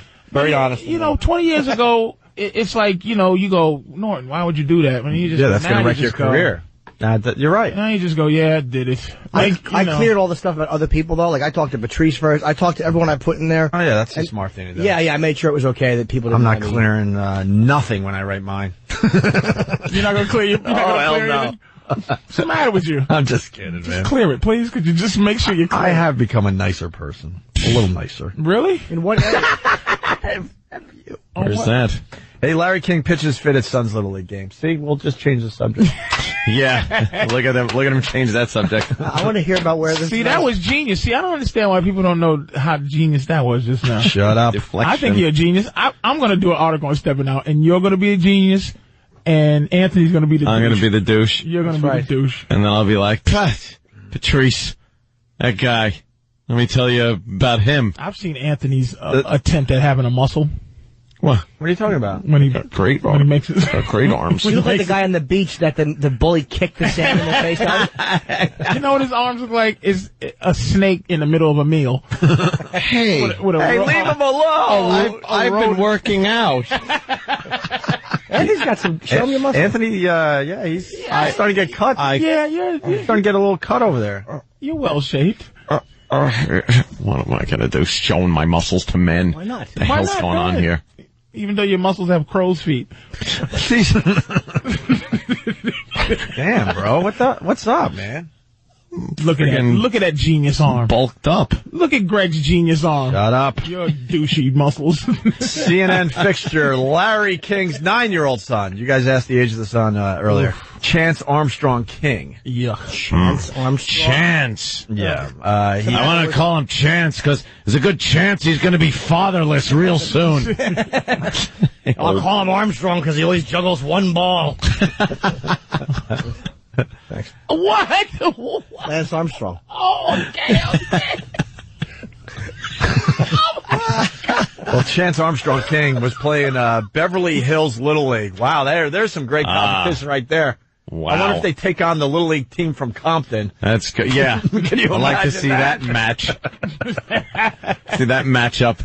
Bunch of friggin' 16-year-old third graders. Acting like they're 9-year-olds. They got a 70-mile-an-hour fastball. Why are the black players 16 years old? Because they get left back a lot. Oh, my God. That's like what I'm saying. Yeah, we're just keeping the stereotype alive. What's wrong with that, Patrice? Y'all are awful. It's a joke. Everyone knows they drop out well before they're 16.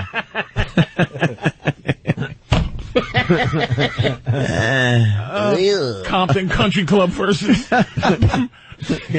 we used to quickly because Compton gets brought up. When I used to live out in San Juan Capistrano, California. It was a very white community, bunch of cowboys, rednecks. I used to live out in San Juan Capistrano where the swallows come back every year in California. When I was like, I guess from the time I was 12 to the time I was 14. Okay. Yeah, formative years. All right. And I'm convinced that's why I'm so screwed up. Because of Capistrano? Yeah. All right. San Juan Capistrano. It was very, especially back then. So you're screwed up because of a lot of swallows? Oh, I get it. The swallows. You know what, though? You know what, genius? That's terrific. Yes. That's terrific. Yes, Patrice. You don't deserve to have sarcastically knock that down. That's pretty funny. I know, but I didn't want it to be funny. Swallows. I wanted it to be sarcastic. Like kind of like a change ball thing? That's the brilliance of A change up, yeah. Too many swallows is pretty funny, though. I knew the line on its own was all right, but I wanted to take it to the next level and get really dumb. And that's with the it. genius of you. Thank you, sir. Now finish your story, douche. Oh, right, okay. Hey! Boo! There was, it was very, redneck, just very white, very redneck.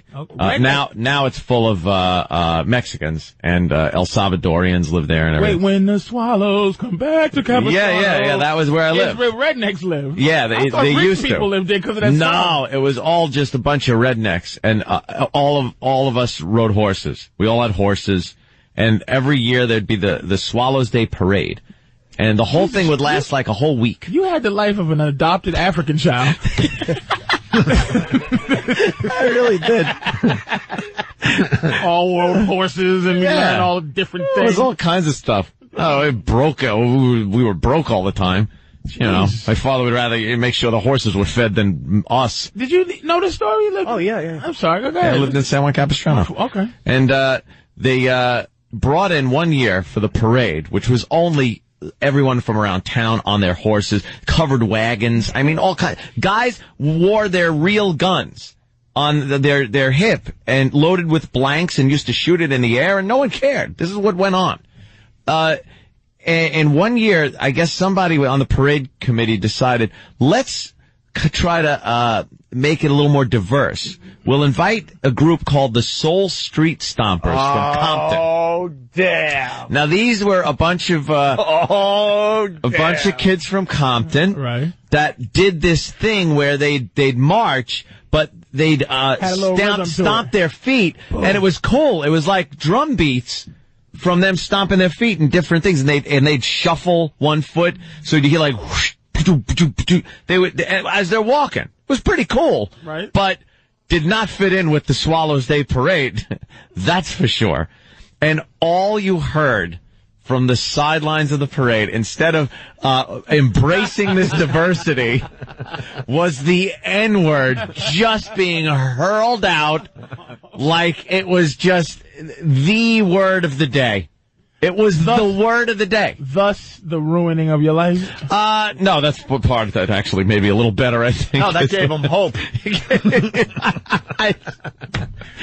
that gave him a little hope there, Patrice. Hey, I was just done with such hate. I didn't want to interrupt your story, but there was something in there that made me take notice. Yes. So you guys were in the parade and you're shooting your guns and stuff in the air, right? Yeah. And you know they're not all blanks, let's be honest. Yeah, I think a couple of these cowboys, because they were pretty drunk, didn't have blanks. With that said, how dumb are these birds?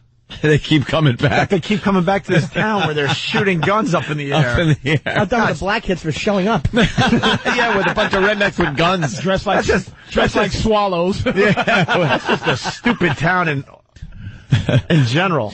We're the good old boys. So that nice song is attached to just a ridiculous town. Yeah. It's very, now, not so much. Then, hugely redneck, horses, everyone. How did they treat you? You was a little dark child with beautiful eyes. Nah, they loved me. Oh, yeah. Because I was a little cowboy. What? Ran a rent string for Jimmy Jackson. What's wrong with you, Patrice? Marines from Camp Pendleton would come up and rent horses, and I'd have to take them up into the hills and show them around. Yeah, they knew I was Italian. They didn't care. As long as you're not, you weren't black. As long as you're not black or Mexican, you were fine back then. And some of the Mexicans were cool. Yeah. But, only if they were your friends. Do you want to do the Larry King story or not? Huh? So getting back to Larry King and his 9-year-old Chance Armstrong King playing for the Beverly Hills Little League.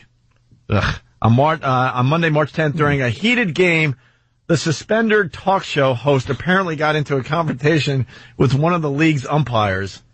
Mr. King was making a fool out of himself as a manager on the field, talking in the middle of the field. He was offsides. Right. It's a baseball game, Mr. King. I don't care what you say. Throw a flag on the play. He's one of these idiot parents that have to get involved with their son's, sports stuff. You think if you're 74 with a 9-year-old kid, you might want to keep a low profile. Yeah. You don't want to be the old guy out on the field because every other parent is just looking going, oh, here comes this crotchety douche to try to stick up for his poor kid. According to the source, Mr. King was told by the umpire in question to regroup and calm himself. And he did not respond well to this. We've heard rumors about Larry. You kind of can't tell him what to do. Oh, I'm sure he's not a fan of what we do with him on this show. You keep it up, ump. I'm going to chew up some garlic and talk right in your face. Yeah. He continued arguing and was then relegated to the bleachers. Oh. Where he continued to make noise and was finally forced to watch the game. Blah. And finally, he was forced to watch the game from the outfield's periphery. He just kicked him off the field. Just kept moving him further and further away. An old embarrassment. Noise equals snoring. From Denver Pest. Nice. Yeah, we could do that. Well, we got a quickie. That one of my son's teammates. Yes, I'm accusing him of steroid use. Why is he still playing? Question, umpire. You're a douche. Comment. Wasn't really a question. I commented. Do you have a question on if I'm a douche? How important is the bat in Little League? Tell me, ump. He's interviewing the ump in the middle of the game. Yeah. This poor embarrassed kid is sitting there. Shut up, grandfather dad. Grandfather dad. Kid probably does that. Yeah, that's my grandfather. Cries because he's got to call his grandfather to his friends. I bet Larry hires someone to walk with that backdrop behind him at all times. Stupid colored one. The light bright set. Out in front. Two guys just holding it up. My desk. He leans on it. That was a home run. Awful. Yes, he is. Listen to this hamburger commercial. What? Is the greasiest burger joint in the country, where a unique love affair with deep-fried burgers has employees asking, have you had your vitamin G today? The vitamin G would be grease. Memphians live, devour, and breathe the Dyer's motto. It's always good to go pleasure yourself, once a week. The burgers melt in your mouth. You take a bite and it just all comes in your mouth. It's like one big explosion. No, it's grease, I guess. Is that real? Yeah? Yeah, that's a real commercial. Yeah. Wow. Yeah. That doesn't sound very healthy. Jimmy, you think this guy likes hamburgers? I think he enjoys them? No, I don't think he really likes them. No. He loves them, Oh. Deep fried hamburger. Yeah. Kind of looks like Sam's hair. Sam, what do you got? Poor Sam. Oh, my God. What do you got, Sam? A little more Scott. Oh, thank God. That show has a lot of filler. That's why it took so long. Like, they play songs and bits and a lot of traffic and weather. So they barely get to actually chit-chat. Yeah, but it's going to rain tomorrow. Oh. They talk about rain? It should be raining tomorrow and then sort of into Saturday. Ooh. Oh, my God. Clear Damn the it. field. We got more Scott and Todd audio after the break. Opie and Anthony. Opie and Anthony. Hey, Patrice. Yeah. You promoting anything today? I'll be at the Laughing Post in Kalamazoo, Michigan, Friday and Saturday. What? The Laughing Post in Kalamazoo. The Laughing Post? The Laughing Post, Friday and Saturday, 2 shows a piece, which means 4 shows. You got a website? Kalamazoo. Website? PatriceO'Neal.com. Video blogs? MySpace. Video blogs? I do blogs now, yes. Yeah, I know you do. I just sit there and I talk about things. You get your blog on? I don't, you know what? It's the dumbest thing. Nobody gets his blob on. You know. What happened? I was on your side for a long time. I thought, What does he got? Why you got to go there? But we were just having fun. I mean, I share with you that I want to lose weight, but you just turn that around into blog. Yeah, like you would share that with us. Who are you kidding? I share that I eat only fruit at night now. Yeah. Yes. Shared. Sugar's probably what's keeping you up. I can't eat an apple before I go to bed, or I'm awake like a little rat. Yeah. Like a little rat. As opposed to being, asleep like a little rat? You're just a little rat in general. You think I know that I didn't... I'm 40. I didn't notice that was going to get smashed back in my face. He chews up cardboard for a bed. I'm with Jimmy, though. I had one of those little fruit bars before I went to bed. Oh, boy, did it keep me awake for hours. Because I'm trying to help my friend. He said he was up all night. I'm trying to be gentle and help. So don't eat fruit? Not before bed, no. Natural sugars will keep you awake. Awake badly. Oh, really? Yes. Oh, yeah. So what do I do at night? Just relax. Do some exercise maybe in the afternoon, and at night have some something that's not fruit. No caffeine, no sugar. How about a little internet porn discussion? Internet porn would be nice. Absolutely. Get some of the poison out before you go to bed. Any kind of release that helps. before sleep. Yeah. Wow. Give him a massage. Wonderful. You think? Yeah, and then as you're toweling yourself off and she's crying and washing her hands, you can start dozing off. That's the worst, when they're in the bathroom for 25 minutes washing their hands. Like, wow, that was a good acting job. She really didn't enjoy this. So you think love has something to do with it, or you think my girls in there doing the same thing? What's love got to do with this? No, your girl loves it. Hey, Scott and Todd audio. I mean, we really got to just stop this interesting conversation that's going on, because we got to get back to Scott and Todd audio. We have more Scott and Todd. Yeah. Oh my God, Scott and Sam put this together. Do we have? Holy wow, Jesus Christ! Who's that? Gene Wilder. What? Oh no! What? Gene Wilder. Yeah, that's Gene Wilder. He doesn't look that bad, actually. It's just his hair looks messed up. Or is that cancer? Or is that Gilda Radner? He's got cancer. Yeah. Oh yeah. What kind? I don't know. Hair. Oh my God! Put a hat on. Oh. Where are they? You can't afford. I think you have enough money to afford CGI during an interview. He looks like he should be looking through a screen door. Poltergeist 2. Nothing gets past this man. Was it 3? 2. I know, it was one of them. You're all gonna die. That old God guy. is in his holy temple.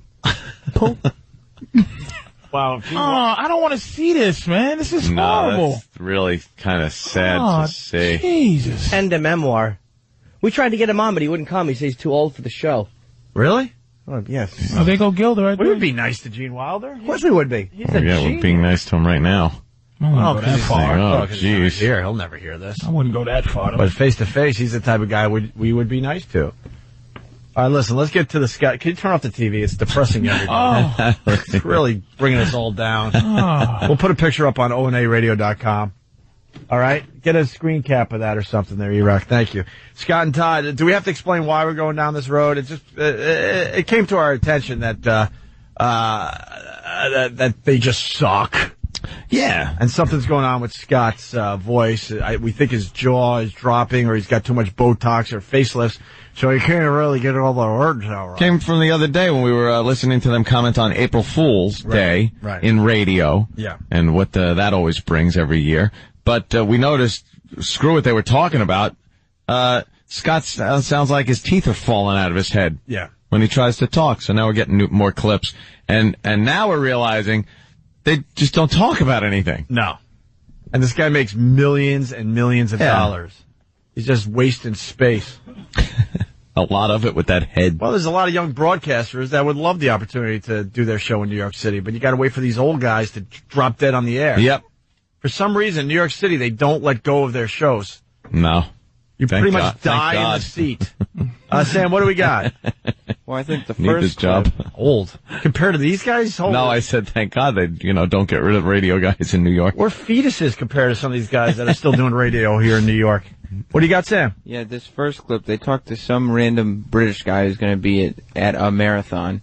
And really, I think, got the most out of him with this. About the power of wasabi. Mentioned It's good. Or sushi. How good is it?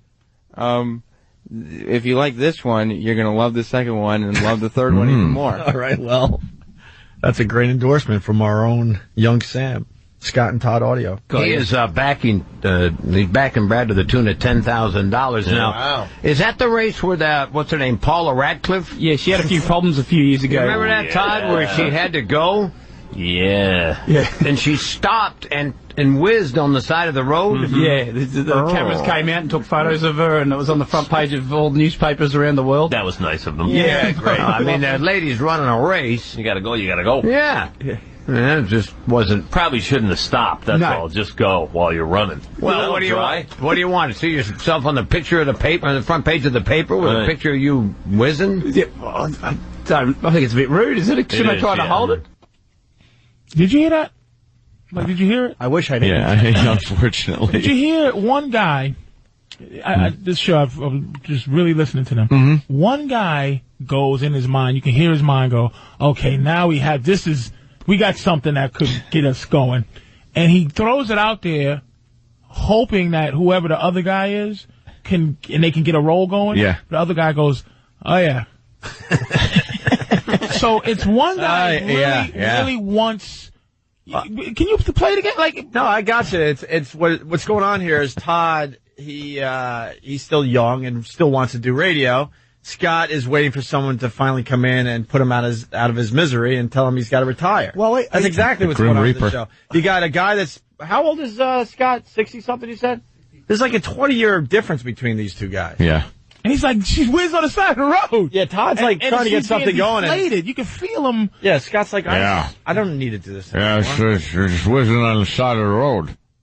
Wait, I think it might be the opposite. I think that Scott might try to get rolling, and Todd is the one who just kind of goes. I don't know which is which. Is but that bad? We can't even tell? I don't know who's who, but can we hear it? Somebody wants to get it going, and the other one just goes, "Nah, I'm not having it." They've been working together so long that Todd has caught this stroke mouth of Scott. Which one? I don't know which one. I know what you mean, though, but I don't know which one is the one. Well, let's go to the next clip here, Jimmy. Scott listen. wishes happy birthday to listeners. Ooh. Oh, I love that segment. Oh, no, I don't. If you were in like Dayton, Ohio, this is New York City.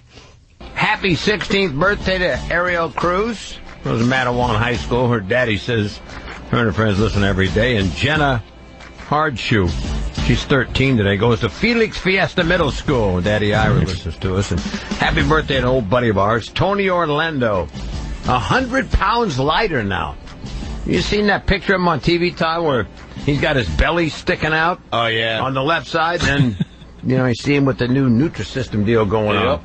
That's where you send away and they send I was you right. You're right, food, Jimmy. right? Jimmy's right. Scott's throwing stuff out there to trying. see what sticks, and Todd's just going, yeah. Maybe Todd is sick of carrying this guy for so many years. It's like, you know what? I'm not carrying you anymore. I'm not saying a word. I'm not saying a word. Crap out. I'm just going to sit here and agree. You know, we all know. Hanging to the left? Yeah. Yep.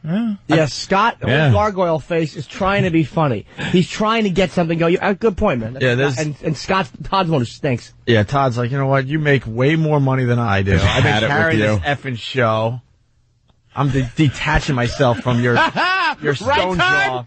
Tony Orlando's like 100 pounds lighter. Yeah. You see the Nutrisystem? You see that picture of him on the beach with the belly hanging out? Yeah. 97 pounds. Right, Todd? I did. You saw that?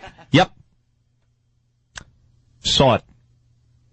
Him on TV, Todd, where he's got his belly sticking out. Oh, yeah. On the left side, and then, you see him with the new Nutrisystem deal going on. That's where you send away and they send you that big box of food, right? Don't they send you the box of food? Oh, yeah, you get it for a month. Yeah. Oh, that's just... Here's something else. Oh, that's so sad. I have no idea, but I do believe these guys hate each other. Really? As much as we do? Yeah, well, everyone knows we hate each other. But even someone you hate, you could at least not just give them facts. Yeah. Yeah. 100 pounds. Good point. Well, you know what? Maybe, all right, Scott is trying, but what he's trying with, you can't do anything with. Yeah, you can't do anything with. Like, it's a double-edged sword. Sure Scott's throwing crap out there, and Todd is just not acknowledging. How about Tony Orlando? Say that Tony Orlando sit up. Yeah, Tony Orlando lost 100 pounds. Hey, your voice is too good. You don't have Tony Orlando lost 100 pounds. You see him in the newspaper with his belly all hanging out? Oh, yeah, you look like that pregnant man. I'm not saying it's a gem. Ah, right. That's a pregnant man. How about that pregnant man? Yeah, no, it's really a woman, though. Let's kill it. It's like it's a straight man. It's a straight man and a straighter man. Like the straight man, he's going, wait a minute, I want to be. Straight man and a straighter. You just go over to Anthony. You go, wow. Hey, who? Hey, Kramer, and then bam, right? He's looking. He needs that dude in his life. This is Abbott and Abbott. Abbott, right. I was reading something. It's all Mo's. Hardy and Hardy. It's three Mo's. 3 Mo's.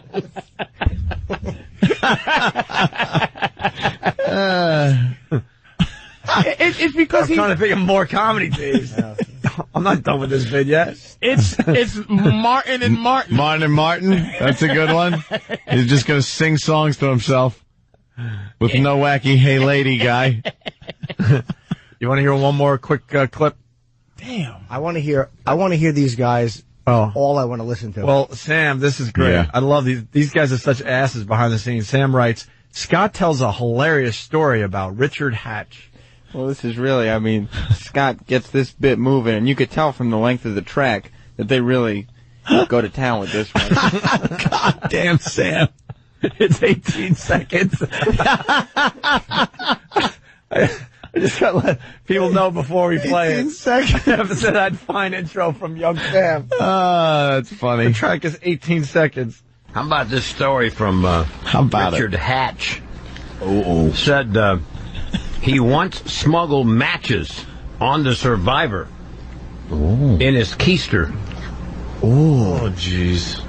Oh, got the hot button. All right. Pretty weird, huh? Yeah.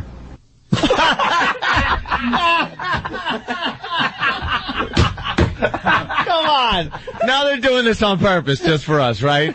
Come on. How do you go nowhere with that?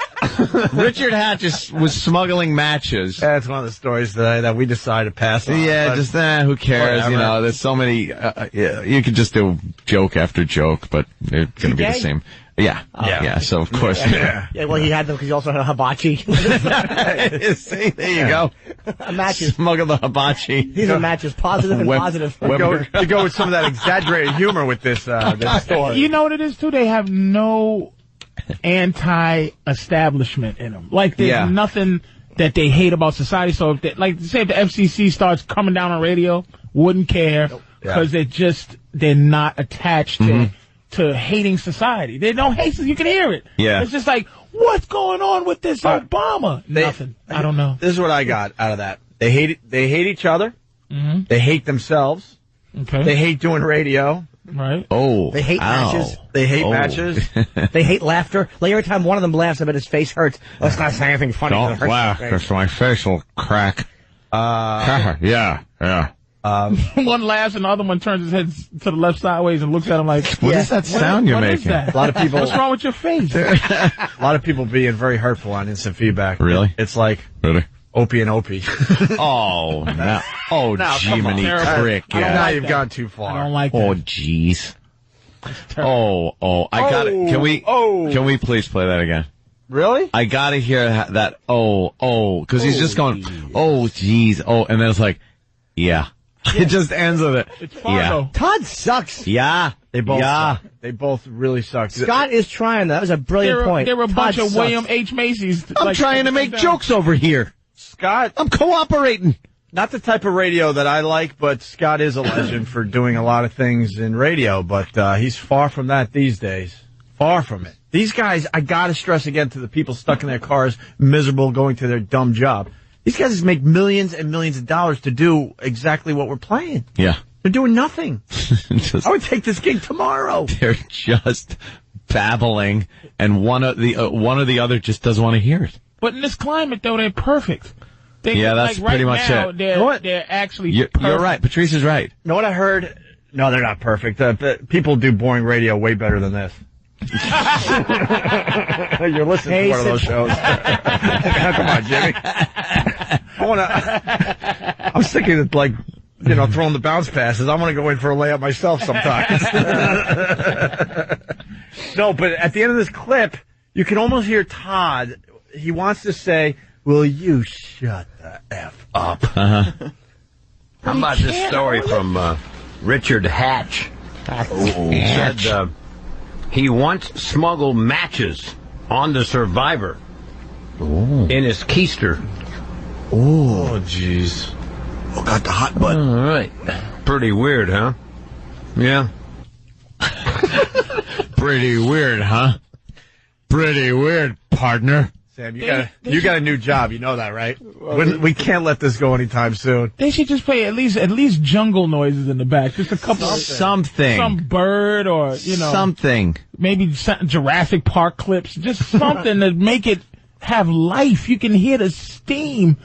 There's it sounds nothing like? there. It's a constant flow, the feeling of, remember I'm Just Messed Up, with his thing? Yeah. And that moment of, you heard the steam. It's like, where you just go, he went, whoa, whoa, whoa, and then he just went, yeah. Yeah. It's a whole show of uncomfortable moments of silence. Like if you did that to me, I would be hurt if I go, hey Anthony, hey Opie, Norton, and you just go, yeah, Patrice. I would go, no one likes me. I'm leaving. Hold on, Stephen S. from Bayshore. He writes, no, this is the other one. Sorry, it's updating way too fast. Okay, okay. Stephen S. from Bayshore writes, who the hell is, and he spells Richard RITCHURRD, and then he spells Hatch HALDGCH.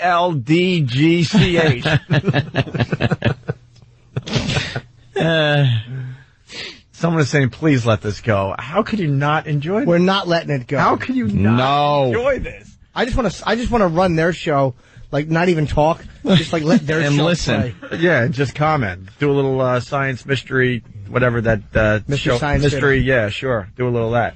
Oh yeah. Anything else, Sam? Yeah. Did you hear? Mm-hmm. No, I mean... What happened to the rain thing? You said if you like rain. No, I just said that they were doing weather so They're doing weather reports. I knew the weather. Oh, really? Yeah. Like, he didn't record that. It was a little too exciting. No, they got Joe Nolan on weather. I mean, come on. Can you do them? Can you do those guys commenting on when they hear you guys trashing them? Did you hear that thing with Opie and Anthony? Yeah, With- Opie and Anthony. They were saying bad things about us. Did you hear that? Did you hear that? Yeah. All right. 8:55. Yeah.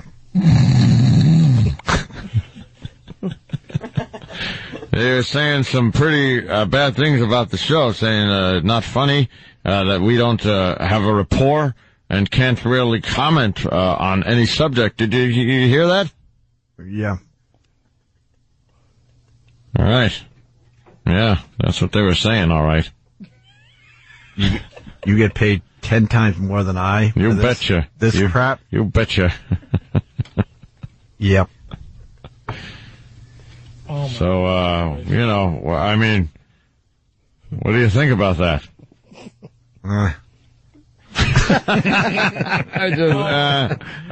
Hey, I could do this bit. We just need to. We really need to do this every day. See if we can get as successful. Oh, tomorrow. Oh, it would be perfect for today. Stupid tomorrow. It's okay.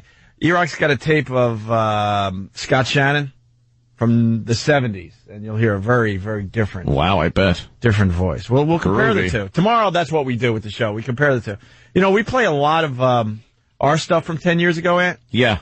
And I'm proud to say our voices haven't changed that much. People have, there's a thread on my voice is a bit higher at times from in the old days, but besides that, for the most part, we're doing all right. There's a thread on Whackbag that says that my voice has changed since we went to XM. They could tell the difference between the old NEW shows, but that could be and just these a shows. process. But no, they say my accent changed. Like I had a much stronger Long Island accent back then than I do now. Oh. Which is odd. I really don't think so. But they said when I get worked up, like that day. Remember the day that listener was pinned by Master Poe down by the payphone? Oh, yeah. They said I came out and just started going, yeah, you mother effer! Yeah, you want to F with us? And it sounded like I came right out of, like, Suffolk County, South Shore, Bay Shore.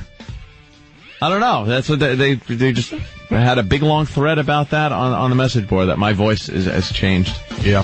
Screw 'em. What do you think about that? Yeah. Changing voice, I haven't really noticed it, but, some people are saying that, and I've got to, did you notice a change? Yeah. Okay. Sure did. Sure did. We leave you with this, Patrice O'Neal. The big plug, please. We're heading out Post, of here. Kalamazoo, Michigan, Friday and Saturday. This Friday to Saturday, 2 shows each night. Kalamazoo, Michigan, Laughing Post. I got Detroit, Chicago. Chicago, the late show's got like 12 tickets left on it. And Caroline's in a couple of weeks here in New York. Just check my MySpace. I don't even know. It's on my MySpace. Hold on. Whatever. Sure. I'll do it tomorrow. Yeah. We at the Roxy? We also have tickets on sale. Yeah, let's make sure they know that the tickets go on sale tomorrow for the One Animation Festival. We're doing the show June 5th, at Roseland Ballroom here in New York City.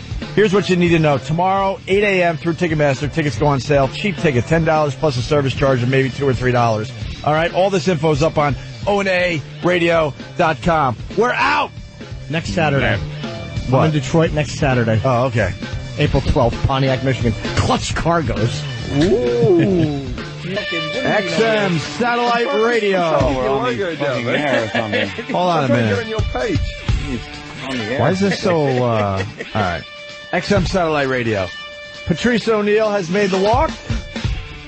And Jim Jeffries was sitting here when we got here, which is very, very cool. Jim Jeffries, one of our new pals that we love. He's going to be at Caroline starting tonight, right? No, starting tomorrow. We made a mistake about tonight. It's only Friday, Saturday, Sunday. Oh, Friday, Saturday, Sunday. I'm doing early and late shows. Okay. Are you you famous, Jim?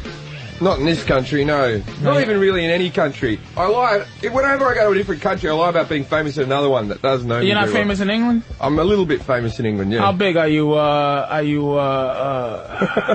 Rich Hall famous? Yeah, how big are you? Are you Eddie Izzard famous? No, I'm not Eddie Izzard famous. Yeah. No, I do tours. I'm alright. Well, how about the dude from The Office famous? Gervais. No one's as famous as Gervais. Gervais is more famous than the Queen now. Huge. What about Connolly? No one's more famous than Connolly. What about Please tell me you're more famous than Adam Mann? Not today, but now. Definitely more famous than stand-up comic, Adam. You can't be that famous. You know his fucking second name. How about Lee Evans? No, Lee Evans, man. He's playing the O2 Arena, man. Winnie Churchill. Wembley. Yeah, he's paying like 120,000 or something stupid like that. What about the wait by himself? So you're Rich Hallish. Rich Hallish, yeah, I'd say Rich Hallish. You're a Rich Hallish. I'd say like the 800. Dimitri Martin. Yeah, Dimitri Martin's only famous in Edinburgh, but he doesn't do well in the rest of the country. Good. But what about the Beckhams?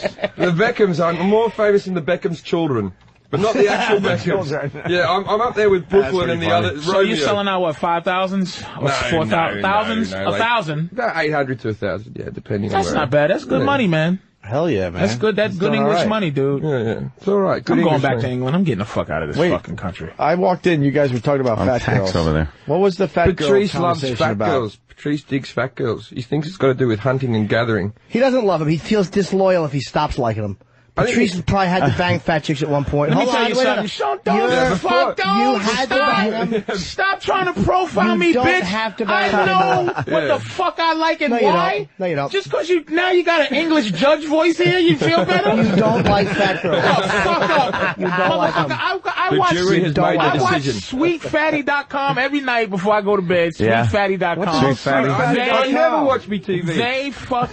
They turn me on. SweetFatty.com turns you on. MySweetFatty.com. He doesn't want to lose touch because he's afraid he's going to have to go back to them someday. Shut the fuck up. You're famous now. Do I fucking profile you in transsexuals, you dick? Of course you have. I don't care. You do. Suck a dick. No, I don't want to do that. That's gay. I like fat girls. You don't. And then the thing is, your mind is sitting on a kind of fat. There's a particular fat girl I like. Like, okay. All right, look at this. Some of these girls are delicious. All right, looking I'm gonna have an open mind. Point me to one fat girl that we should like. Which one? The one on the left, the right, all the way to the right, second row. Hold on. All the way to the right, second row. Bam. So the next one to her, it's just. All right, hold on. Let me take a look. We're going. No, click off that one. That's one of the one next to the tattoo. The middle. Look at the one in the middle here. The one with the tattoo right in the middle. Look at that right there. Yeah, but look at the one on profile. That's a MySpace picture. That looks like a MySpace picture. She looks kind of hot from the face, but there's a world of hurt. It doesn't matter. World of hurt. Unless the stomach's hanging over the pussy, it don't matter. Those aren't fat girls. We don't look. That's not fat girls. Yes, you do look at those girls as fat girls. Hell no. They're fat girls, these girls, and those are the kind of fat girls I like. The fat girls that you're going, hey, they're not fat. That's what I like. All right, well, no, these girls are more. They're like chubby girls. Oh, there's a difference between chubby and fat girls. That is so American of you. You people are a fat race. Don't start calling them chubby. That's what he thinks. No, they're fat. You're right. Yeah. You're right. They are fat. Yeah, they're fat. They're fat people. No, they're not that bad. A doctor would say that they've got medical problems. To tell a girl she's chubby is like and this is a guy endearing. coming from a country nice. with to call them fat, they get pissed off. I like pale skinny girls. Dude, look at this one here. See the black girl in the wife beater and the girl next to her to the right. Look at those two scare me. No. Right there, and the one next to her. All right, what about the one next to her? Delicious hogs. I'll pop her too. What about the girl getting fisted? Yeah. Where are we at with her? I'll fuck her. I just like they look. That's I either think a stump or she dude. Could take a lot. That's just a big it's not a profile. It's like look at a girl's ass all the way to the right. Look at that fat juicy ass. Oh no, that's fucking. It's delicious, man. That's just delicious. No, it's not delicious. Look at it. These are chubby chicks, man. They're not. And you're talking to a black guy. White guys love sickly looking bitches. You know what? Let me tell you something. Let me tell you something. You know why you're not considering them fat bitches? You're desensitized because when you go to those sites where they're obese, fucking fat, disgusting freak show fat, then you go, oh, those are fat bitches. These so take a look at these and they're not fat. They're what they call voluptuous. Zoftig. I would fuck some of those girls. Yeah, there you go. That's I don't fuck fat girls. I would fuck some of those chicks. Okay, roll down, fan. Roll down. Roll up. Roll up. Right there. Roll up. Keep going. No, fan. Roll up. She's too fat. Oh, go to the middle. Top left. Patrice, you'd fuck that one right there. Top left. You'd fuck that one? Oh, yeah. She's awful. Yeah, she's a fatso. Oh, wait, let's do this. Let's find one I wouldn't fuck. Roll down, Dan. Let's find one Patrice wouldn't fuck. Keep going. What about Tina Turner over there? How about that mess right there? Third one in. All right, hold on. Nope, I haven't seen it yet. I got the game. Hold on. Patrice, you tell us when you see a girl that you wouldn't fuck, and we'll try to figure out which one. Okay, keep going. That's going to be too easy. All right, which one? Keep going. What about the one with AIDS tattooed on his stomach? Stop. It's the one all the way to the left. Yeah, all the way to the left, second row. That's I thought you meant the one on the bottom. Too easy. Yes. The one on the bottom is That is Patrice fucking her. And the white girl at the bottom left, she's floating on not fuck street. That's a bitch from Mastic She's right not there. floating on not fuck street. That's fucking not fuck country. She's disgusting.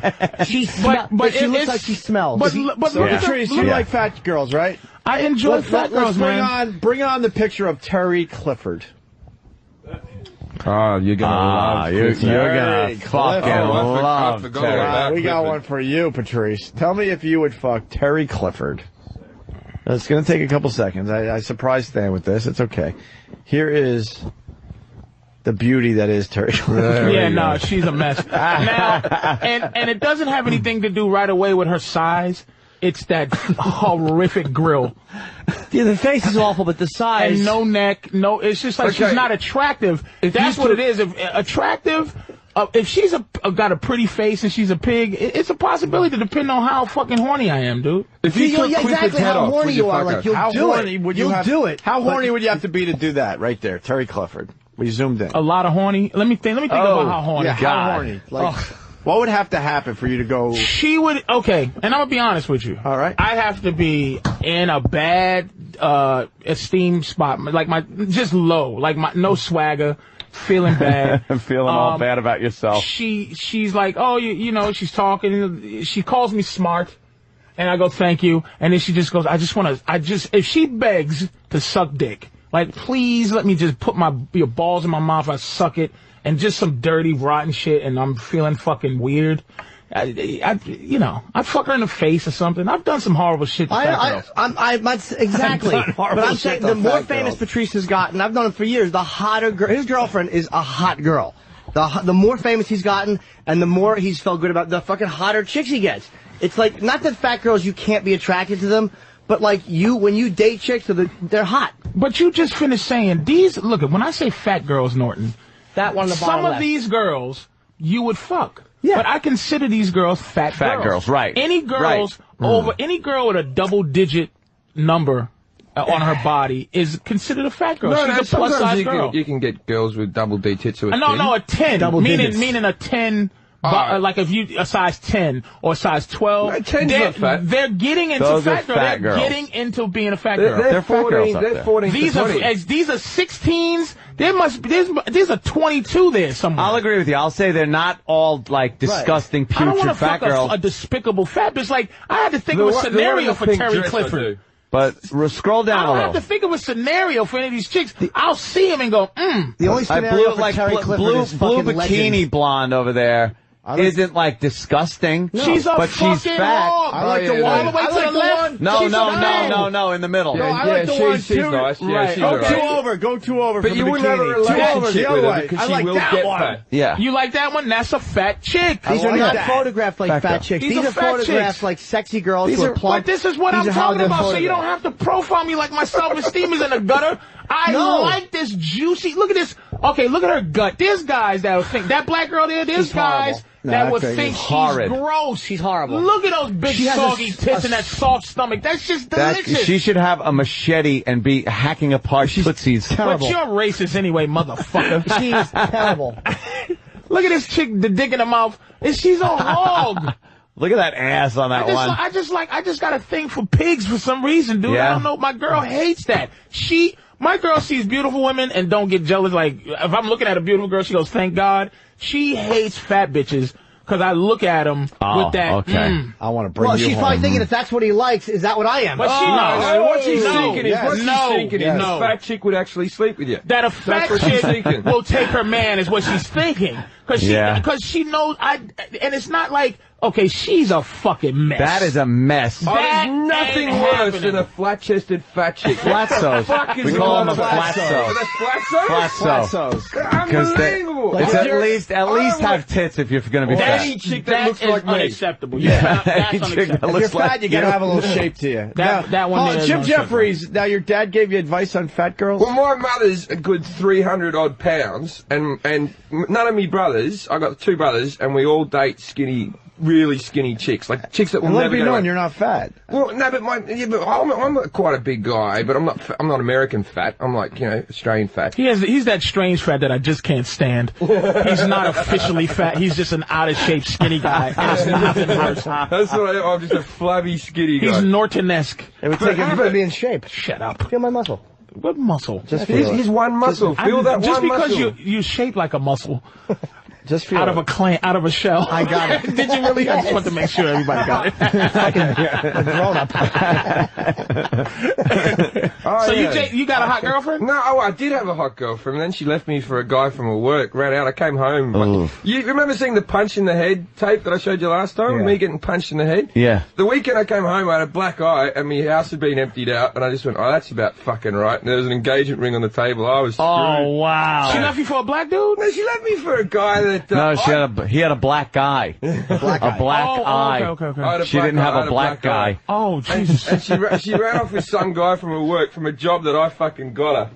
And it was in it. Oh. What was happened? That's a shame. Another fucking savage cocksucker. Another missing murdered white woman. Motherfucking it's nothing worse to me than a pretty looking white girl killed by a black guy. It fucking destroys me, Patrice. I'll tell you what's worse when they date them. That's white women's job now, is to just be murdered. It's murdered and missing. They do nothing in society no more. But she was a proper thin chick as well. Wow. Why don't they hunt down the fatties? You gotta think they're easier to chase. So much easier. Because black guys like him. He's fucking her and killing them. Let's get back to the Jim Jeffries story. So you had a black eye. I had a black eye. You were engaged. We didn't know you were engaged. Yeah, it was on, right? And I come home, the flat had been fucking empty out. She ran off with a guy from her fucking work, and that was the last guy. It's not much of a story. But she was skinny and hot. Did you see it coming? The punch? Or the... No, I didn't. So she must have been seeing this guy at work for a while, and you didn't... She's now she's engaged to a guy who's the fucking producer of one of the biggest TV shows in Britain that I was booked to be on, and then I didn't fucking get on the show. Of course you're not going to get on the fucking show. It hurt my TV career, my mental health. Oh, it wasn't good. You guys gonna get circumcised over there?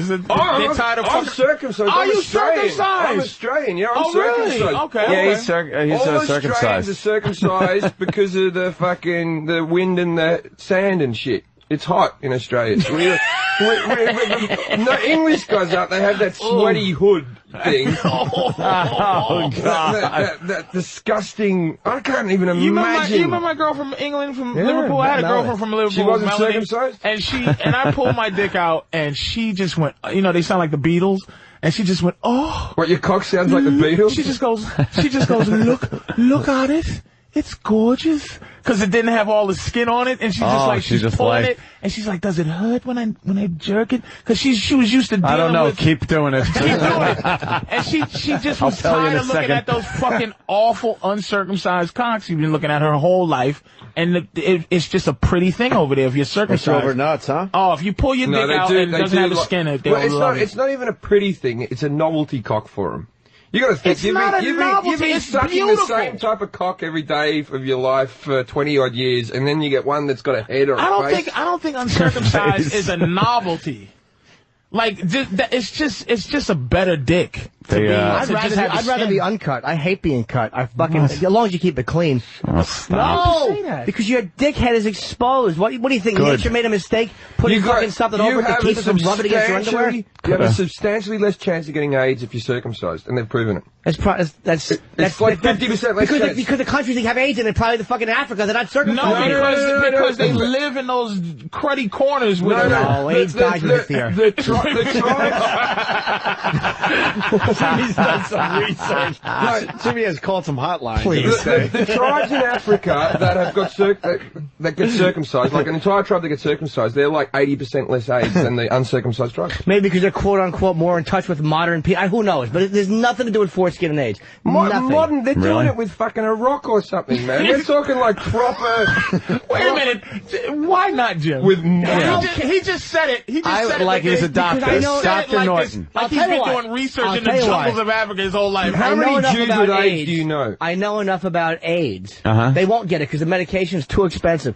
AIDS does not fucking hide under your foreskin. You do know that AIDS is its lifespan is cut a lot shorter.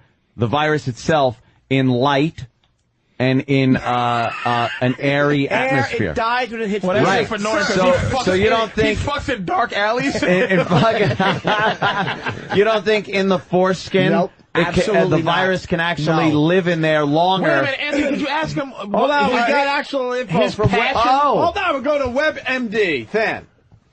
The article's entitled "The Foreskin: An Open Door for HIV." Oh, bullshit.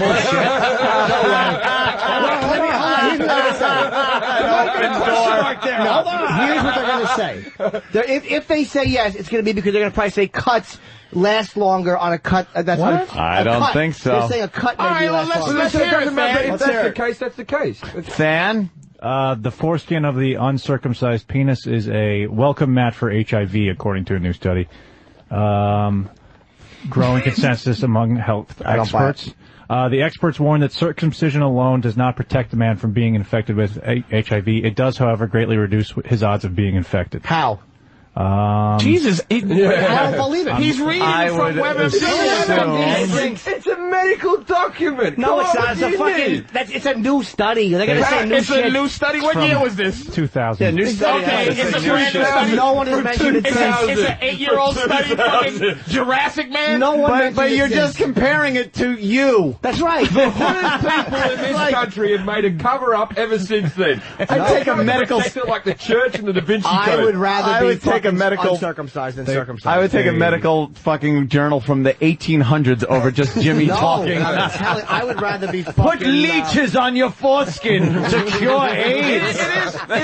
It really is his own hypothesis that works for him. Exactly. He's cursing out Fan as he's reading the medical document. Fuck you, Fan. And I bet you they say it's about your cut dick. Who cuts their dick? No, but a cut is how a lot of times you get transferred. It's blood to blood. That's why it happens more with so what are you, fucking razor blades? What is a foreskin made of fucking Kevlar? No. It would keep something maybe from healing, keep it wet, and I'm speculating. Yes, maybe you have are. a little cut under your helmet. Maybe it stays cut and doesn't heal as fast under foreskin. He just made up a medical... That makes sense, though. He made up a scenario that never happened. He decided that he's a fucking doctor. When have you cut your dick? Fucking. What? When have you cut your dick? Fucking. I fucking scraped it up a little bit. You never got a blowjob that was rough? Yes, I have. Man ass muscles is very strong.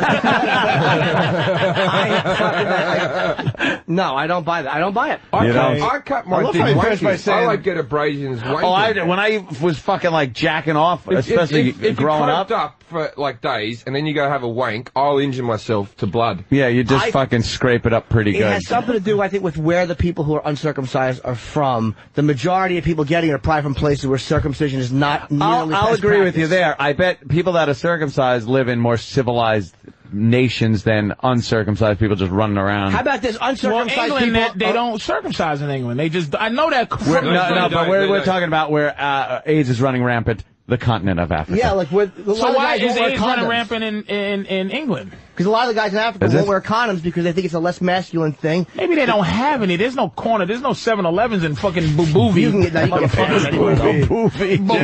Have you been to Baboovie? I've been to Baboovie twice, and I was looking for some fucking rubbers. They called me a faggot twice.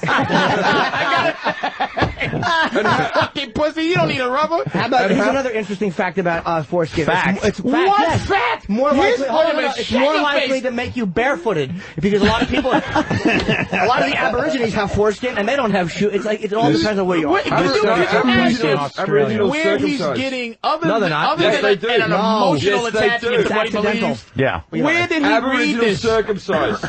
They're circumcised. They circumcised. How do they do that? That's a rumor. Where are you getting your attachment to this? Because I know that AIDS is transferred. How would foreskin explain to me? I just did. It's because it sits in the fucking fold. Let's hold on. Dr. Than, please. Dr. Than. In a study that was performed in Australia. Yeah. That's why he's married to it. They found that the inner surface of the foreskin, but not any other outside part of the penis, is rich in a type of cell that carries HIV directly to the T cells, the cells in which the virus replicates itself. Wow. That's fucking science. Well, if that is accurate, then I'm wrong. But If you just said it. You just marginalized the fucking doctor. One guy. Find another. I love Timmy. One guy. Who can't love Timmy? It's one guy. It's one guy. Find another article. With the DR in front of his name. It's one guy. A guy who's done research and experiments, and you just had a bit of Hey, they also thought they just had a cure for HIV, and it turned out to make you more vulnerable to the fucking virus. So the doctors Magic are wrong doesn't half have the it times anymore. too. Magic is cured. But I'm saying they're fucking wrong half the time. They're wrong. Yeah, magic so one is article cured, is not going to convince Magic me is that I'm cured wrong. from AIDS. Magic doesn't have... What the fuck is the guy's name? He's looking healthy, man. Go to the fucking website. The guy cured AIDS. He didn't cure AIDS. Fucking. What, he saw his asshole? You know who really... The only person who cured it was Kevorkian, really. Well, I mean, maybe there's more stuff on it, but I've never heard that before. And one article. Are you calling Magic now? All right, No, my girl knows the name of the guy that cured Let me get to the AIDS. phones here. Corinne from Jersey, what's up? I just have to say, Jimmy, I absolutely love your medical knowledge. This study has no credibility because it's too new, and 3,000 on your Website foot. of the guy that cured AIDS. Wait, what was the last part, Corinne? God damn it. And you've got a foot on your foot. Oh, foot thing on your foot. All right, fuck it. I'll concede. Dr. Steve just fucking texted boy. me. I trust Dr. Steve. He's American. It said uncircumcised. Yeah, but he likes sticking fingers up guys' butts. Well, he doesn't like it. We force him to. I'm not, He'll get some of those finger aids. I'm not so crazy that I will look at all evidence and say I'm right. I'm not an idiot. Uncircumcised is more membrane, easier to infect. Sorry. And then he goes, I'm driving more later. So, okay, apparently that was why. But I would still rather be uncircumcised because I'm not going to fucking I'm not fucking people in the ass. Why would you rather be uncircumcised? Because I think that your fucking dickhead is sensitive. And it's almost like when you're watching a porno movie, a guy who's uncircumcised getting ready to fuck, or a girl jerking him off, and that skin going over the dickhead, it looks like it feels a lot better than just the hand scraping over my dick. That's why there's lube, motherfucker. That's the whole lube, point. right? But you need lube. I'm saying naturally you you're built that way. Going down and up over your dick like a fucking some turtle. No. I can't imagine that. And that's why you need lube. I'd rather lube than that sweaty pink sock in your own cock. No, why does nature put fucking foreskin on your dick if it's not to help protect I don't know. It gave us an appendix too. Yeah, why did you give you a tonsil? We don't need it. One of these. What's the spleen? The spleen's a useless piece of shit. The foreskin is cut off for no reason. It keeps you from bleeding. The foreskin is just chopped off for religious reasons. But you can live without the spleen. Yeah. It's cut off for religious reasons. That's it. Why does it give you hair on your big toes? What's the point? There's not because we were apes and we're kind of fucking getting out of that now. But it takes a while. That's the same thing. You don't just wake up and not ape. I'm not ape. We will evolve without the foreskin. No, we won't. No, after everyone dies from AIDS with foreskin. Well, look at all the hair that's left. Universal reign supreme. True. Look at this. All of our fucking hair is almost gone. We have a few on the toes and knuckles, and the foreskin is still fucking hanging good. What? Foreskin hasn't budged. No one cured AIDS. Dr. SEBI cured AIDS. Exactly. When you got to spell his name out, he's cured nothing. Dr. Sebi? SIBE. He invented. He cured AIDS. No, he didn't. Sci-bi. He's the guy that cured magic, man. Yes, sir. Did he cure Magic doesn't have AIDS anymore. Why do people have AIDS then? Magic stopped taking his medication and fucking started getting ill again and had to take his medication. Oh, you shit me. Magic did get cocky. You think, I'm okay. And he stopped taking his cocktail because he's a fucking athlete. He's in perfect shape. Cocky cocktail. Yeah, I know. He stopped taking his cocktail and started getting sick. Really? Cock in the tail. I'm wrong about the foreskin and the AIDS apparently, but I'll still take foreskin. Somebody has a very good question. Red Bank, we go to John. John, what's up? Hey, Jimmy, why are you holding on to this? Did you get fucked by a tranny with an uncircumcised cock last night? Sir, that's very hurtful. Oh, no. That's bad. The reason I was holding on to it is because my original point was that I would like to still have foreskin. It annoys me that I'm fucking circumcised. You can't get AIDS twice, so who gives a fuck? That's ridiculous. You have a better dick without the skin. Let's go to Moose. No. It's aesthetics, but there's nothing medical about it. In Tennessee. Moose. Of course, Moose is a doctor. Yeah, Moose, what's up? So I was watching Penn and Teller's bullshit on Showtime the other night. Yeah. They had a study on there. Hold on. It's just, there's a very good observation going on. We got Jim Jeffries in studio that has quite an accent, and he's sitting there just belly laughing over Moose's accent. Is that Dr. Phil or something? Like, I was watching Penn and Teller the other day. Fucking hell. Half your country sounds like fucking spastics. What type of voice is that? Anyway, let him ask his question. Let's just enjoy. Jeffries. No, but I come from a different country. This is internal. Well, no, Tennessee is kind of a different country. I was watching Penn and Teller. Go ahead, Moose. Moose. Yeah, it might as well be a different country, but on there they were showing that there were 3 or 4 studies done on the foreskin and AIDS thing, and it's complete horseshit. Okay.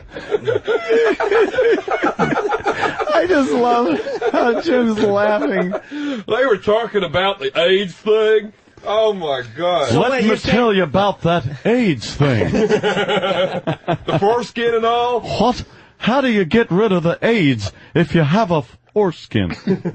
So you're saying that Penn and Teller is bullshit, which is actually a good show. They did a bunch of studies that are saying that the foreskin connection is bullshit. Some doctors believe it, some don't, I guess. I still trust Dr. Steve's judgment. What, does Penn have a foreskin and Teller doesn't? Who knows? They both fucked the chick with AIDS and they both got it. Hey, Moose, thank you. All right. All right, we'll see you later. I believe it because Moose said it. I believe me. I want it to be right because I'm cut. People just believe. Thank you, sir. People just believe anything that they want to believe on their side of the argument because it just goes. See, I told you, Penn and Teller. What? No, I'm not saying that. He just read a fucking thing from MD. This website. People go to that website when they think they have something. Right. Like they go, oh my God, my eyes hurt, my fucking asshole is itching, and they'll tell you what the fuck you got. And you go to the doctor and they'll tell you have what that fucking medical, that with thing. the WebMD. That fucking WebMD is. Fuck that. You should never. You have a simple cold. The next thing you start reading about horrific things that you can have. Yeah. The fucking. And have them. There's not conclusive evidence. That's why, if you're going to hear different points, if half are saying this and half are saying that, then I'm not going to. I believe the half that says what I want. All right, listen. Sean from Columbus writes: has Moose previously called Jimmy Dean to complain? Got some Jimmy Dean sausage. My sausage. My sausage. Sausages. Rich, Georgia, what's up? Hey, Jimmy. Yes, sir. Disagree to disagree, and then you win.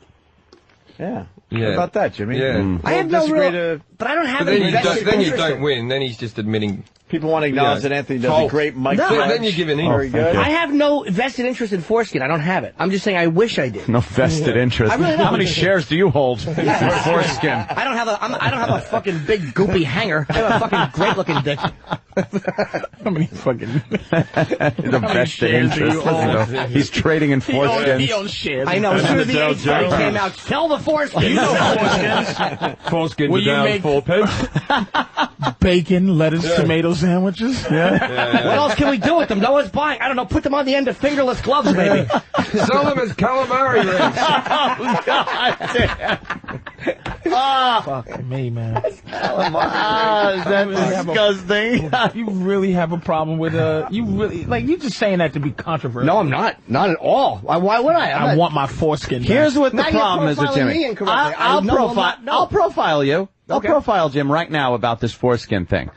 Jim is so into sex and his dick and feeling good. You just want something different to see if it's better. No. So you fantasize about having a foreskin thinking, that would make fucking feel better. If you have a foreskin, your dick, it just has to be a little bit more sensitive, the head of your dick. Why does it have Because it's to? protected. You have something, like your dick, I was on the fucking elliptical machine the other day. How much sensitive and You're on the elliptical and you were fucking... And my fucking, no, my dick is rubbing against my fucking, my boxers while I'm on the elliptical because the way I'm walking. Yeah. I think if you have a foreskin, that at least protects you a little bit from that fucking Let's go to the fact that briefs. Women fucking hate that.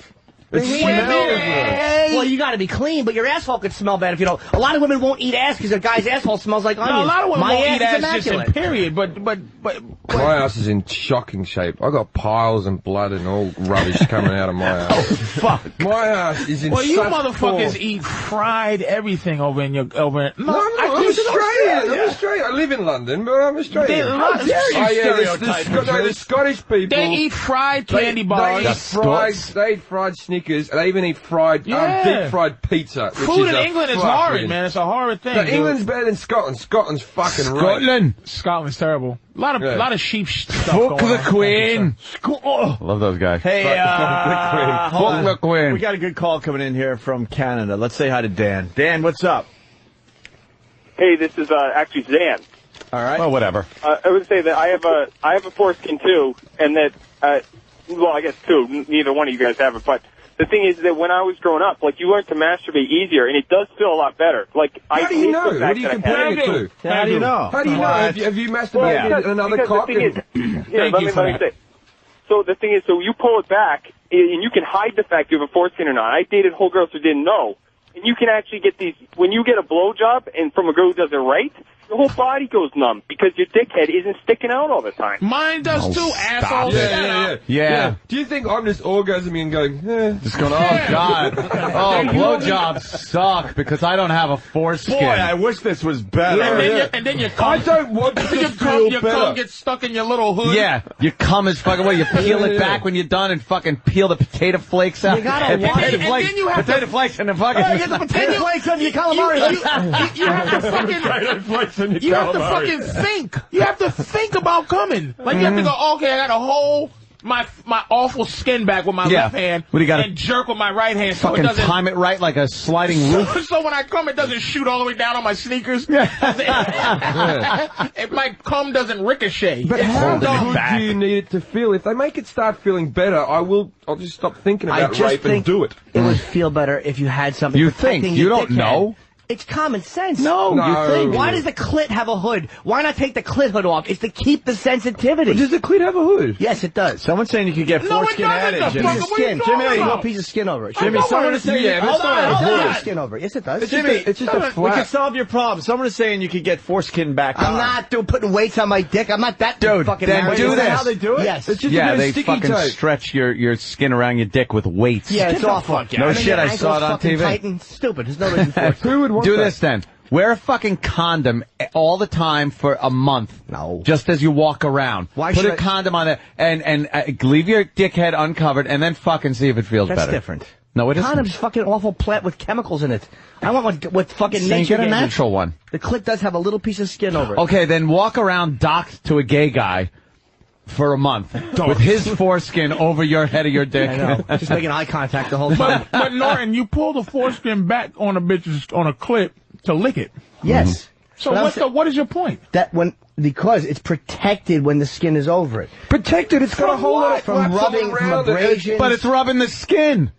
The skin is like kind of soft and moist underneath it. What do you think? I'm wearing concrete underwear? Have you seen how some of these girls wearing soft cotton undies? But no, why else would something sensitive like that be protected by skin? Well, it's fucking because nature. we didn't have clothes. There was a time we didn't have clothes. Yeah. There you go. Thank you.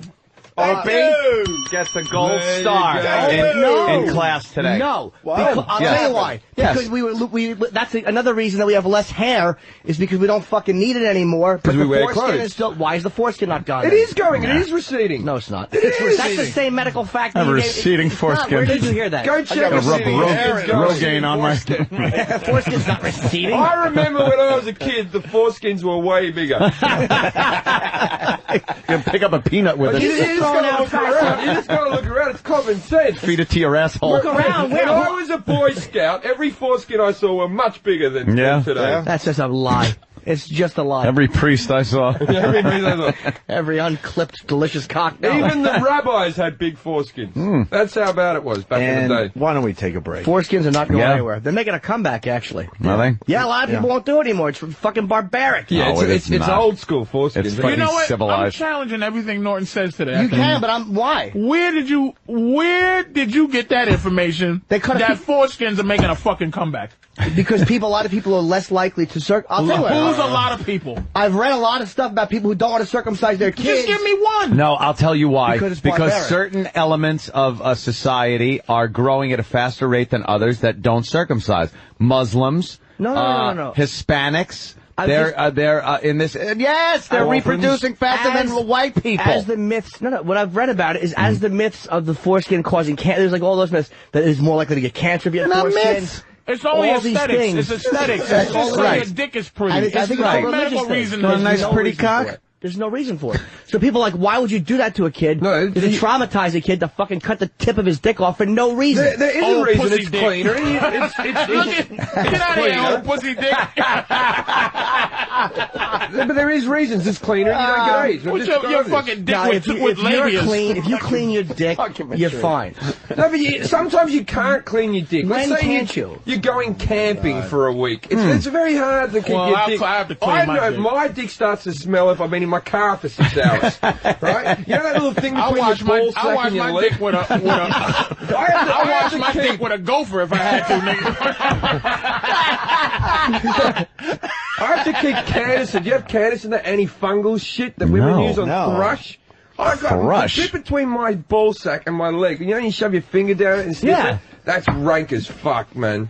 And I can't imagine if that was around the head of my cock. And I get that on a monthly basis, and I'm fighting a war against smell. I don't get that. It's different. How about women clip their pussy lips because they can get smelly? And it's the same thing. Women with fleshy, meaty pussies, are they supposed to clip their lips so it doesn't stink? You got to keep it clean. Ideally. But you know that the pussy and the vagina are exactly like the same thing going on. You know, pussy and the vagina? Yeah, they're the same thing. Pussy and the vagina? Yeah, they're the same thing. No, I'm not You said that. Yeah, you know cunts are the same as well. Pussy, vagina, or a cunt? I meant to add dick in there somewhere. Twats are the same.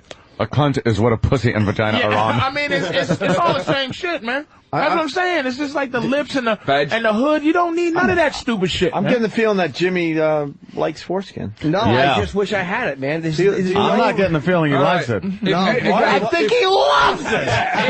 If anyone's out there who is getting a child circumcised in the next couple of days, can you put that ring into an envelope and send it to the radio station? That's a great idea. Jimmy can have one in a jar. You're cutting the fucking tip of your kid's dick with a fucking sharp instrument for no reason.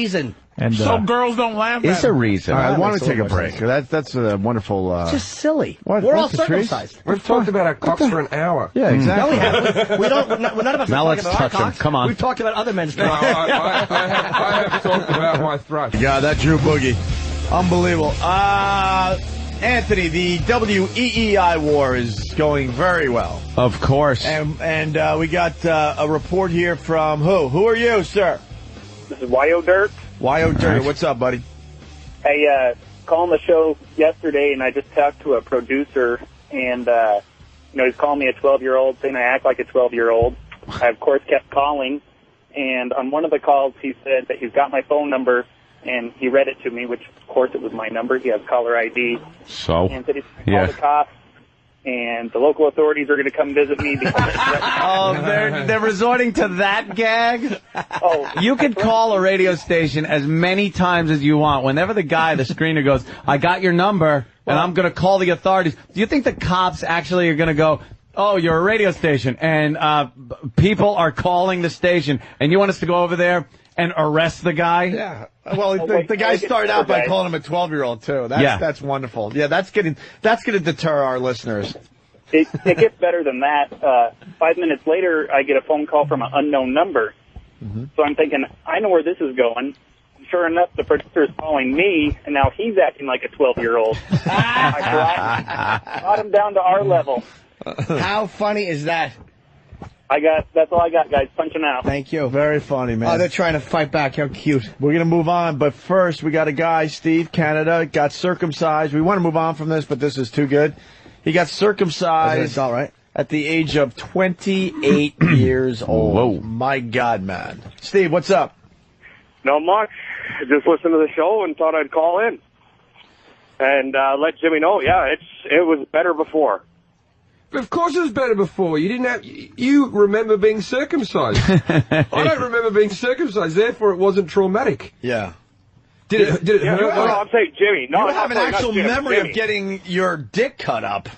Dude, so it felt, but you saying before I had no relative comparison. No, that is fair. I will concede on that. Yes, that is fair. Did it hurt like fuck, mate? How bad was it? Or were you out? How bad was it? Yeah. Oh, it fucking hurt. Yeah. Why'd you have it done? I had to. Medical reasons. I had okay. something called balanitis, which can happen. And what's that? What's that? Say again? What is it? Balanitis? Yeah. It's It's kind of like yeast infection. All right, thanks. You're proving a fucking point. The guy just proved the point. I got old pussy dick. That's what I said. Old pussy dick. Old twat balls there. Fucking yeast infection, you sissy. You fairy. Sit down to pee and everything. You get a period too, don't you? You fucking ass. No, this is exactly what I mean, dude. Get rid of that dirty shit. I eat yeast infections for breakfast. What's wrong with you, Steve? I got a story, right? Like, I talk about this on stage a bit, right? I fucking, I had a small little lump on the side of my cock when I was at the Edinburgh Festival, right? And I go to the doctor, and the doctor looked at it. Sorry, I'm button happy And the doctor looked at it, and he sent me off to a specialist. They put my dick into like a clamping machine, and it turned out I had a small tumorous growth growing on the side of my cock, right? Like dick cancer, right? And 6 stitches later, they cut the bastard out. But because I've been cheating on my girlfriend, the one that left me. I've been cheating on during the Edinburgh Festival. I've been cheating on her. When I went to the doctor, I think I'm the first person ever to high five a doctor when he says you got cancer.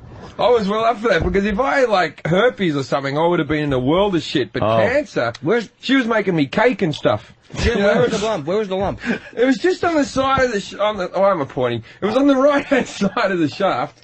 And they just fucking little. How big was it? Oh. It was like 100,000. It was like but it was a solid little solidified piece of shit. And they cut it out. They put stitches into my cock and told me not to get an erection for 3 weeks. Or you'll pop a stitch. Yeah, and I didn't wank or nothing for 3 weeks, and try not to sleep. And it was pretty hard going. Wow. Can you take saltpeter or something like that? Would that help? What's that? Saltpeter. What's saltpeter? They give it to you in jail or in the military to keep your dick from getting hard. Oh, no, I just fucking... I knows everything. Jimmy throws these things out everything. from like the 1900s, the early 1900s. Wait, everyone be honest. Saltpeter. We got 6 in the room. Who else knew what Jimmy was talking about? I knew what he was talking about, but it's something that like I don't think is practiced anymore. They didn't give me any saltpeters. It doesn't my comeback wank was something to behold, though. After the stitches came out, after 3 weeks of not fucking pulling myself, it had teeth in it. I'm telling you, there was some solid old cum falling out of my cock.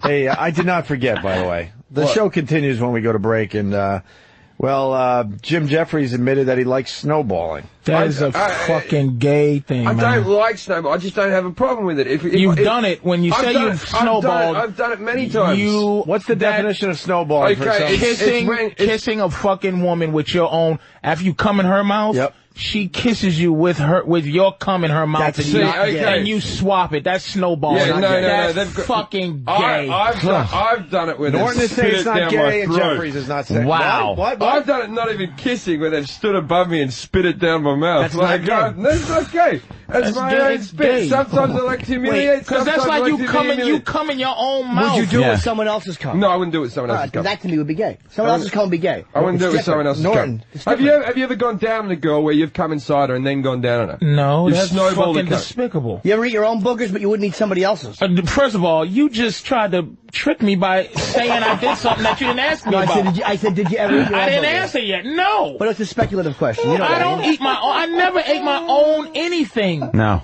You've never eaten your own if there's anything. spit in my mouth, or if I gotta spit it out. Really? I have to spit it out. Oh, I don't. No, I just swallow it backwards. There you go. But that comes from two snowballers. We got a lot of reports coming in. Fast Freddy from Jamaica Station. Snowballing is 100% gay. No, it's not. It is not Absolutely. gay. It's like, I remember being like a 14-year-old boy and coming to my hand and licking gay it. Jims. Ew. More importantly, No, I think it's Because I want to know what it tastes like. Hold on, we're on to something here. More importantly, I want to ask Jim, how does it feel to meet your clone? I never snowballed. But you two are very the similar. Australian doppelganger, shape the same, fucking same thing, snowballing. This is like the Australian version of Norton right here. No, I don't. I'm not saying you snowball, but you guys have very similar tastes. Yeah, but I prefer to have a circumcised cock. It's like Bizarro Norton. But it's fucking, I've done some filthy sexual things. Snowballing to me was always just gross. Like, my girlfriend has kissed me, like, after she's blown me.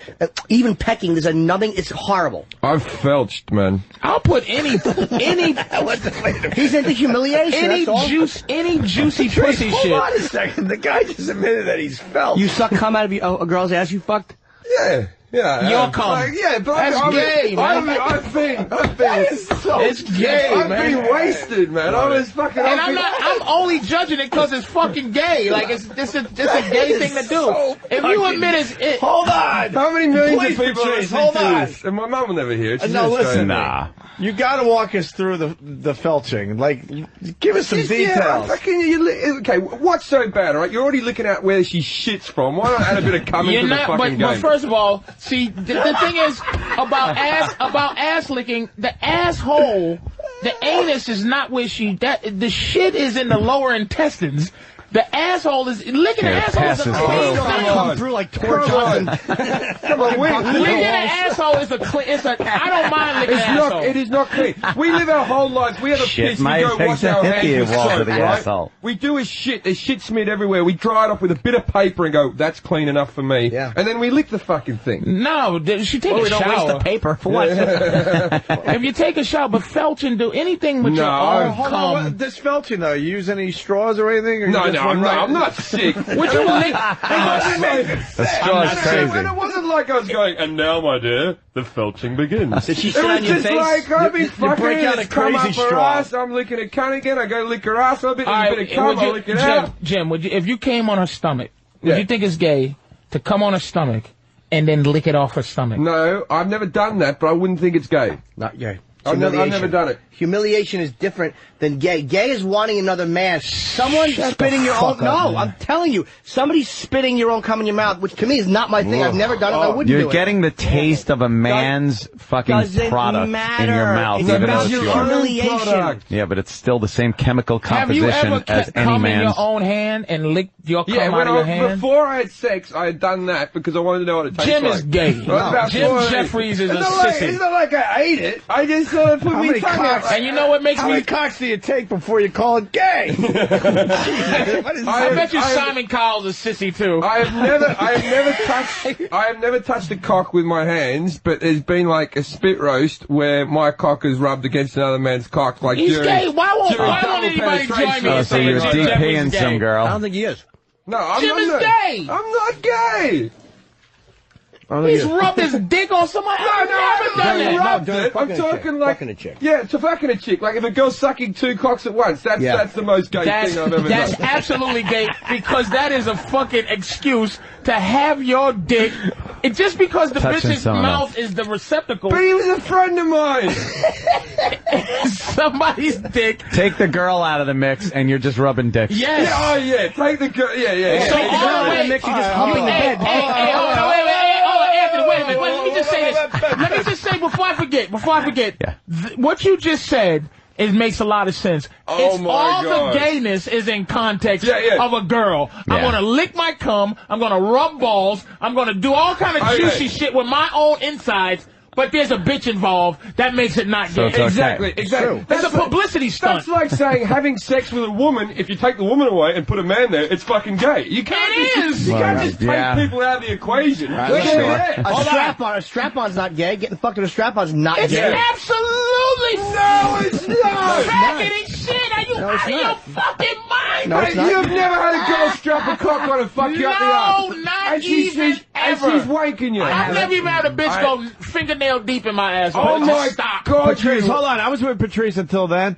But when we start talking about the strap-ons, these phones will fucking light up with guys that say that it's not gay and that they've done it many times. It's not. It's amazing. I've never done it. I didn't know that. Why isn't a fucking woman with a virtual dick Because it's humiliation. in your asshole? It's not. It's I've done it right. What makes it gay is if the strap-on looks like a cock. If it looks like anything else, then it's not gay. No, it's humiliation. It's all about a woman. You believe that, Opie? If it's a strap-on giraffe or something, it's not gay. If it believe looks that? like a fist. Right. If it looks like a fist, don't have A girl's fist. A girl's fist. I mean, a girl sits on your face, it doesn't make you a chair. If it's like a fist and it's got an engagement ring on it. But if a strap on, if a girl puts a strap on, All right, wait, can I ask? the girl puts on a strap on and fucks you in the ass. It's humiliation. No. I'll tell you what, no, dude, I almost had it. I couldn't go through it. I had a girl one time, a dominatrix one time. doing it to me, and she was staring me in the face. She was fucking staring me in the face. And called you a faggot. No, I couldn't do it because it hurt. But it was about this woman with these beautiful tits being so perverse. I didn't think, wow, I wish that was a guy's cock. It was nothing to do with it. It was her. She turned me on. However you rationalize it. But I didn't do it because it hurt. Okay. If any girls out there that would like to date a guy that does all the things that I do, please email us. Or men, any men that want to date him. Yeah, he's I want to go backwards a little bit because you said, it was a friend of yours. So immediately I was thinking of Anthony, and I'm like, oh, Jesus. No, we're not close. I want call me. Trust me, he wasn't there. Anthony, trust me, we're on the same page. So we're friends. Could you imagine we have... No. Okay, thank you. No. Thank no, you. don't even say it. One girl's one girl sucking both our cocks. And both of you. First of all, even being around another motherfucker. Okay, take the sexuality out of it. Your dick is just in the vicinity of my dick. Yeah. That's the problem I have with swinging. The one thing is just if we swing and swap, it's the dick. Get your dick out of here. You take the dick out of it. Only women like anything that has to do with a dick. Men shouldn't like anything that has to do with a dick. And I'm not even being a fucking homophobe. I'm just saying, dicks are not a pleasurable looking thing. Well, you grab your own dick. What's the difference? Put that on another guy's dick. Is masturbating gay because it's a man's hand on your cock? Jerk off. You're getting sexual pleasure to a cock. Look, if you can convince me jerking off is gay, but I'm saying you're that's gay. You're gay. With your big manly hand on your thing. I jerk on your off. feminine cock. I don't think that's being gay, but if you can tell me that's being, I'm not going to put it this way. I'm not going to stop saying felching and snowballing is gay. If jerking off is gay, then we are all gay. But you're also gayer. No, you can't be gayer. You're either gay or you can't be gayer. That's you could be gayer. Jerking off is gay. You sloppy party bottom. No, super gay. Jerking off is not gay. All right. Do you ever had a girl put a finger up your ass? Who hasn't? I'm just saying. She gave it a try, didn't like it. Okay. Not a fan of that. You're the most heterosexual man in the world, or you don't have a prostate gland. You know what it is? It's just the penetration. It just feels funny. Like, you know what? This should not be happening in my ass. All right. What about if you fuck a girl in violation. the ass? It's just a strange thing. If you fuck a girl in the ass, that would be gay by your definition because there's an ass involved. I enjoy woman ass fucking. I enjoy women's asses. No, men and women both have asses. So you're fucking a woman's ass. It's not like she's got a cock too. And she's used to being the fucky. Women, everything about a woman is going inside her mouth, her asshole, her ears. Yeah, so the second something's going inside you, you are taking on the feminine role. I'm just saying you can argue that everything's something goes inside you. You're how about guys that get tied up? Taking the guys that get tied up and trampled and stepped on. It's all about humiliation. That's humiliation. I'll give you that. All of it is. Say normally my sex is pretty standard. They're humiliating gay men. These are isolated incidences. These are isolated. He's saying his sex is pretty standard. These are isolated incidents. Like this isn't like Tuesday. Every day, right? You're fucking sucking cum out of some chick's asshole. Sometimes the sex is relatively normal. A punch here, a slap here, a cut. Is this a bunch of people on here, Opie, who fucking enjoy felching? No, not well. Those phones are lit, though. I'll tell you that. We'll go through those in a second. There's a song by King Missile that'll solve the argument. Someone is saying, have you ever heard it? Gay. Where is it? God damn it! A King Missile song called "Gay, Not Gay." Someone is saying if you play this song, it'll solve the argument. I'm sure that's the fucking band member writing in. Yeah, because rock bands, they have all the answers. Exactly. All right, well, let's go to this guy. We're gonna, we do play. You know what? This is perfect.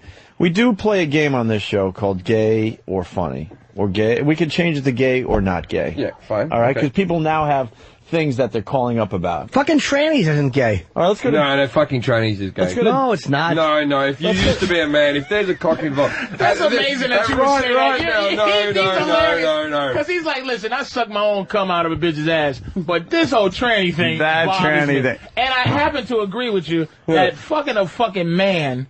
Oh, I agree completely. Who thinks he's a woman, but he has a dick, but you qualified him as a woman. Oh, stop with all your double talk. Yeah, you can, no, Oh, just because you put tits on a thing, you can push a pig onto the river and make it a fucking swamp. You know? Oh, cut it out. All right, let's go. Oh, come on, leave it to Beaver. We're playing gay or not gay, gay or funny. Right now, we start with Jess in Chicago. Jess. What's up, guys? Hey. Even my fucking girl thinks taking cum in the mouth is fucking gay. I fucking came in her mouth on accident. She fucking swipes it out of her mouth and slaps me in the face with it. Sounds like an enchanting relationship. Good luck. Shame on you. Sucks. You pay for her. Shame on you for tolerating that shit. Right? Swallow it, slob, or walk home. Slap her back. These girls aren't slapping me with my cum. So gay. They're spitting it on me. There's a vastly different situation. That's not gay because you didn't see the handful of cum hit. You know. How do you accidentally? No, I'm gonna go. And then she go. Woo, woo, woo, woo, woo. Yeah. Jess was gay. Your name's Girly. You're fucking gay. Next. All right, Glenn the trucker. Glenn. Hey, everybody jacks off, right? Yes, sir. But if you could suck your own dick, wouldn't you swallow your load? No. No, I would suck my own dick, but I wouldn't swallow my load. I wouldn't suck my own So what, dick. you'd stop sucking and beat it off then? But No, here's what's I hilarious. beat off the end, come on my face and This- a little bit. the Like guy- I do with girls. I don't want them to come in their mouths. The I guy on the just jack on my phone- face and the then guy look in on the the mirror and phone say, just- you're a nasty girl. The guy on the phone says it sounds like he didn't even assume for 5 seconds that some of us won't suck our own dick if we could. No, I'd suck my own dick, man. Like, Of course it's like I he would. goes, you suck your own dick, right? No, If I you say you wouldn't suck your my own dick if you could, you're a liar. Okay, I'm a liar, you fucking dickhead. I'm not lying. I wouldn't suck my own You wouldn't dick. suck. You would not suck your own dick if you could. No. But you'll beat it off. That's You'll beat gay. it off. Why is that gay, Jim Because Jeffries? you're oppressing A yourself. dick is in your mouth. Just because it's your dick doesn't make it not a dick. No. It's a dick in your mouth. No, it's your dick. Your Then dick. you're Which saying- is our then dick. That's the same as saying if you put your hand on it, you wouldn't put a man's What's the hand on difference? it. What's the What's the difference? difference? It's your hand. Do you like your it's a nipples man's licked? hand. Do you like your nipples licked? No, I'm Yes. too busy swallowing cum for that. Now I like my nipples licked, but I've never See, lifted up to lick my own nipple. Oh, That's no, gay. there you go. You think that's gay? You lick your own nipple? No, because it wouldn't turn me on to do so. But I don't think not out of I being can't do gay. it. I can't do it. I don't So get- sucking your own dick I don't is- get. I play with my I don't nipples. get nipple play, man. Like Jimmy loves that. Ah, the flipping yeah, nips. yeah, I yeah. don't Do you rub your get it, nipples man. when you jerk them off? Dude, My I nipples are can't pretty jerk bog off standard. unless there's a woman licking my nipple. If there's See, not I a don't bitch get around that licking one. my nips, it's not even a feeling. It's but Patrice, watching a that one girl I don't with get. her tongue out licking my nipple. If I don't I'm get to that. pinch your nipples right now, is that gay? Yes. Yeah, a little bit. Oh no, what? The context. If it's just fucking him, you Will you playing. keep your homosexuality to yourself, Jim Jeffries? I just like Jim, this fuck, man. Jim, if he's being honest, Now Jim, you've gone too Jim, No, I is really gay. don't want to do that. I really don't want to do that. This is what I've said here. But This is I something don't about want the to show pinch that his makes nipples. everybody open. No. Jim is a sissy. I don't think he's gay. No, Maybe I'm not a I'm sissy, not but he's gay. definitely a poofter. He's got fucking. He's got shame. He's filled with shame and fucking. That's a shame He should thing. be because he eats cum out of woman's head. He should be filled with shame. I don't eat other men's cum. There might be some residue from the night before, but mostly standard. It's just my cum. It's mostly yours. During the spit roast, there wasn't 2 loads of cum. I didn't filch during the It's spit not roast. gay if you don't know you're eating another man's cum. I don't know about that. If you don't know. In God's eyes, it's Yeah, gay. yeah. You know when Let's you're say hi to going out for a Donahue piss, in don't Philly. touch your own cock, you Yo, queer. I just want to know one thing. Yes. What about felching is normal, but adding a straw to it makes it weird? No. I just don't like, because once I had because it's just in the moment. If you just go down there and look at girls' asses in the moment, if I have a straw ready, That makes it a little silly. it makes What's it wrong a with being little silly? bit, a spoon. I would give you a spoon, a teaspoon. Yeah. Let's say hi to And Eric in heat it up Brooklyn. like heroin and shoot it into my veins. Brooklyn, what's up, Eric? What's doing, guys? Hey. Listen, for the past hour, I've been hearing nothing but cum and dick. You guys are all fucking fairies. I guess we're all gay. Yeah, hey, I'm fucking Hey, fairy. you gotta cover this.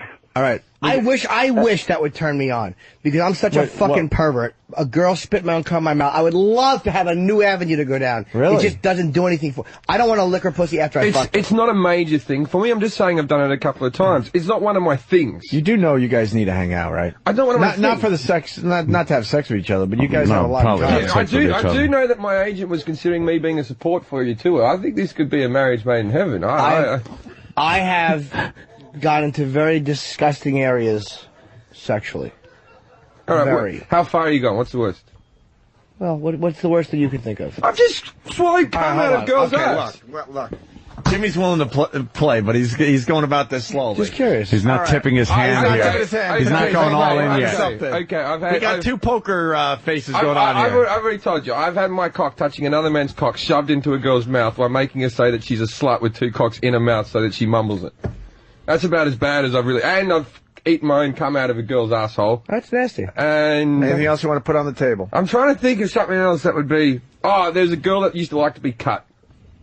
But that wasn't me. That's what she was into, and just like little razors that you cut up coke with, and just slashing her shoulder blades and shit. Holy fuck! That's the worst I've got. That wasn't me. I don't like doing that. I was just it's not gay. That's not gay. All right, Jimmy. No, but that doesn't make him a Puerto Rican. Jimmy, you asked Jim Jeffries. Are you? I should have got more. I didn't hear you. That's all right. Are you? You want to counter now, or? I've never had my own cum in my mouth. Not my thing.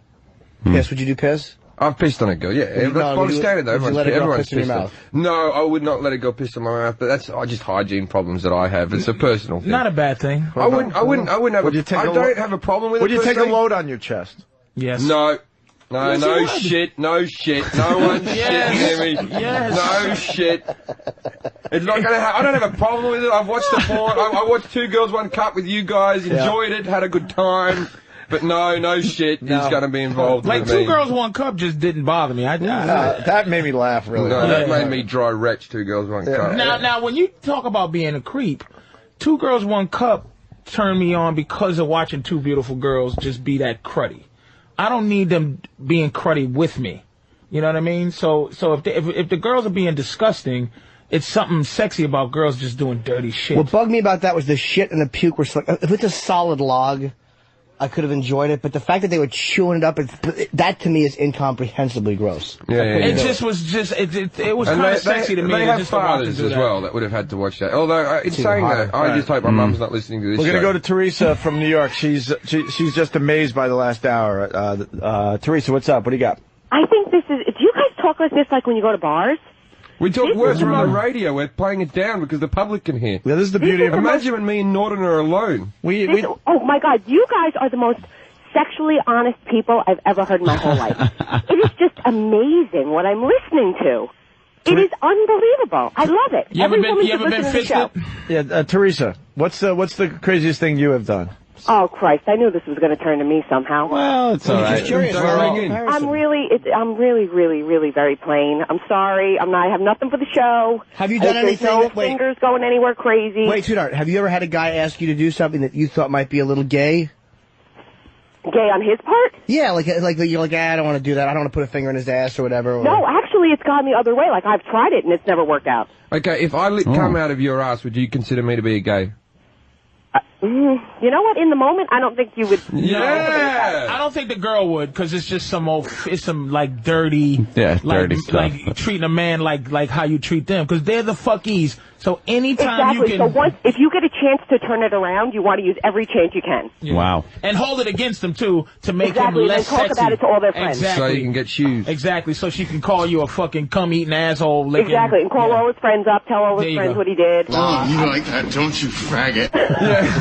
Hey, some guys the like thing is, with me, you can tell my friends already know. There's like 8 million people listening to this or something, they already know. What's the big deal? One of my favorite, you know what? Disgrace me. Teresa, thank you. One of my favorite clips was brought in by Patrice, Gavin. Do we have that for Jim Jeffries? Oh, is that great? Holy. Can you set this up, Patrice, for everybody? Not really. I wasn't here when he did it. Okay, Gavin is one of our friends that Patrice introduced us to. He's real good friends with Patrice. And from England, by the way. From England. He was in a hotel room with a hooker, I believe. Mm-hmm. The hooker strapped it on and did Gavin's friend in the ass while Gavin filmed the whole thing on a cell phone. And laughed. All the way through it. And his friend is getting it. Gavin who? I might know him. Gavin, no, he's as big as that doorway. Gavin McLeod. He's on a love boat.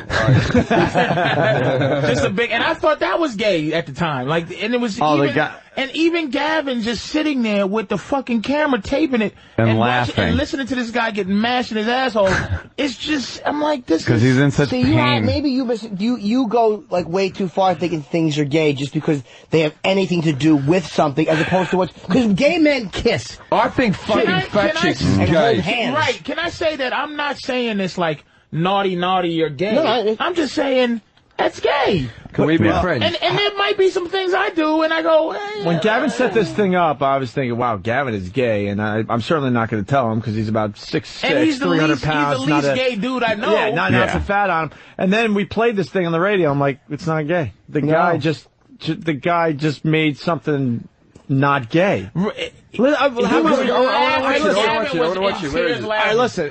We don't have the video. He just gave us the audio. The audio's really good, though. Listen to this. We got it, Danny? Yeah, but you guys are talking over it. We are? Yeah, I have it. It's just with you guys laughing and talking and stuff over it, though. All right, well, this is the only version we got?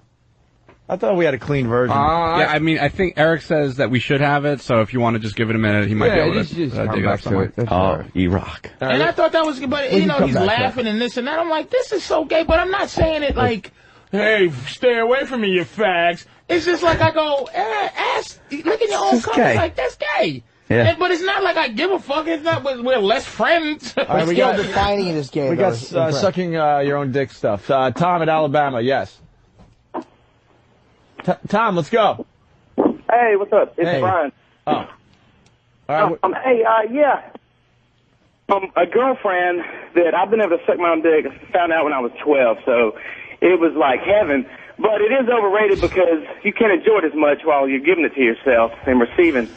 But I had a girlfriend, whenever we were fucking, I'd pull it out, put it in my mouth, lick her pussy juice off my dick and put it back in. And she loved that and told all her friends about it. Faggot. So after we broke up, one of her friends out of the club knew I could do that, asked me about it. She said, I heard you can lick my clit while you're fucking me. I was like, yeah. So she went home from the club with me. So that makes it negatively gay. That's pretty funny, right? Like, you lick her clit while you're fucking. That's just like a magic trick. You can't do that. You can suck your own cock. Ron Jeremy can suck his own cock, but Can I you ask you can't. about this why sucking your own dick is gay? For the fact that, how do you approach sucking your own dick? You try and try.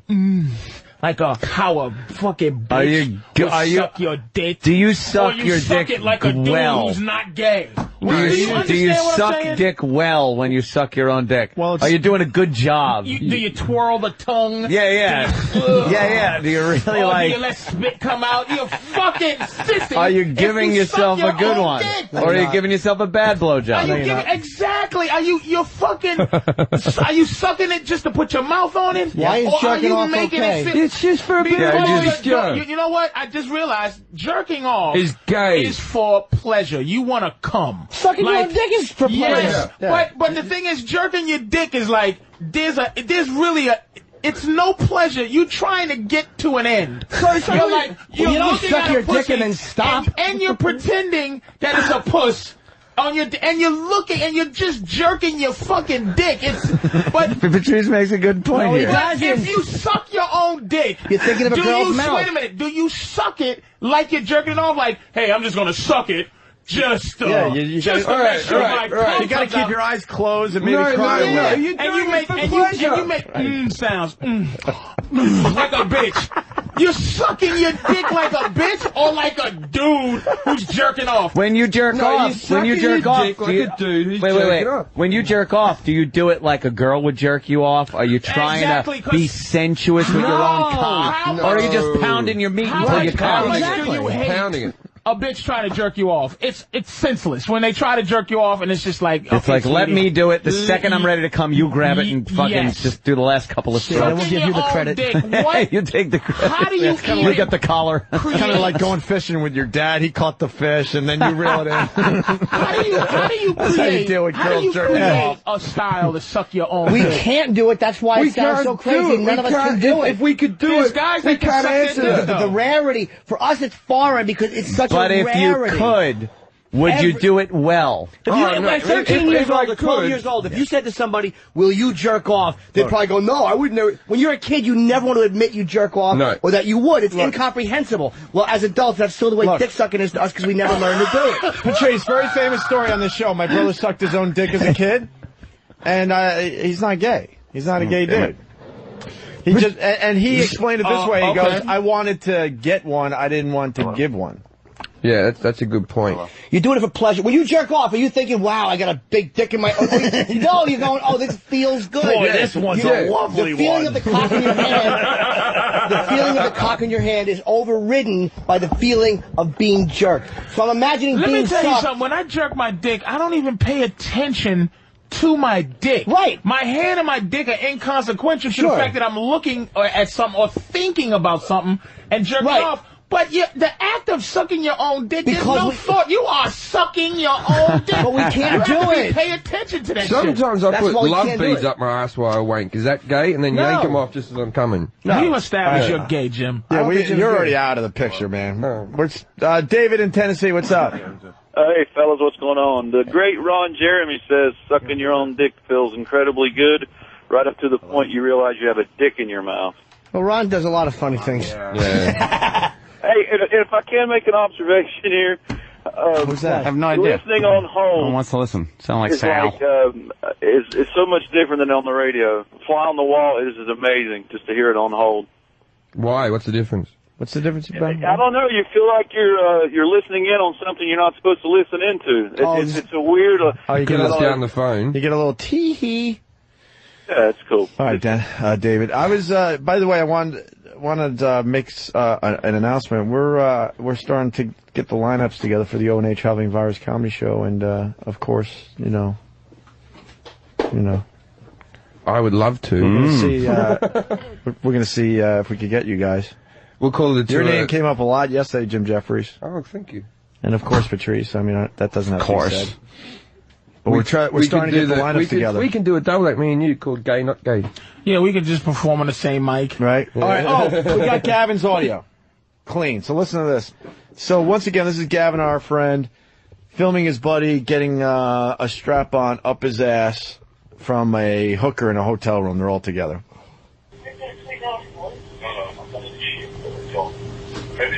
That window is over it. Let's have a look, man. Let's have a look. That's it. There you go. Well, it's not even possible. In your bumhole? In your bumhole. Cameras on film, going on it. Right, order that's it down. What you fucking... No, wait, hang on. Let me just get a sponsor. Okay, so we've got one, the John and Mrs. Guilford behind one, and Lloyder, he's just going to get involved there. Oh.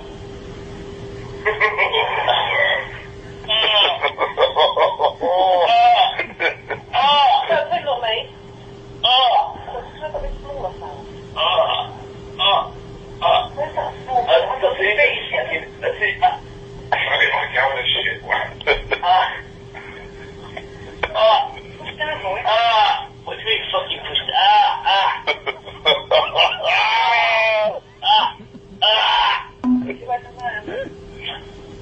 Oh, it's fucking good. It's nice. What happened? It's nice, isn't it? It's like my fucking eyes.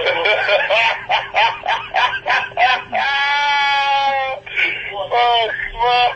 Fucking awesome. That's great. What's up? You like shit? Yeah. Oh, look at the light. You can see that. Get me a towel, because if he's covered in shit, I don't want to look.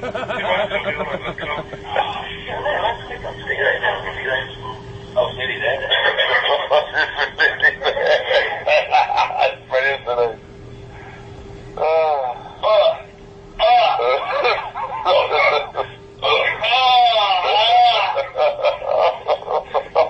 Nearly there, isn't it?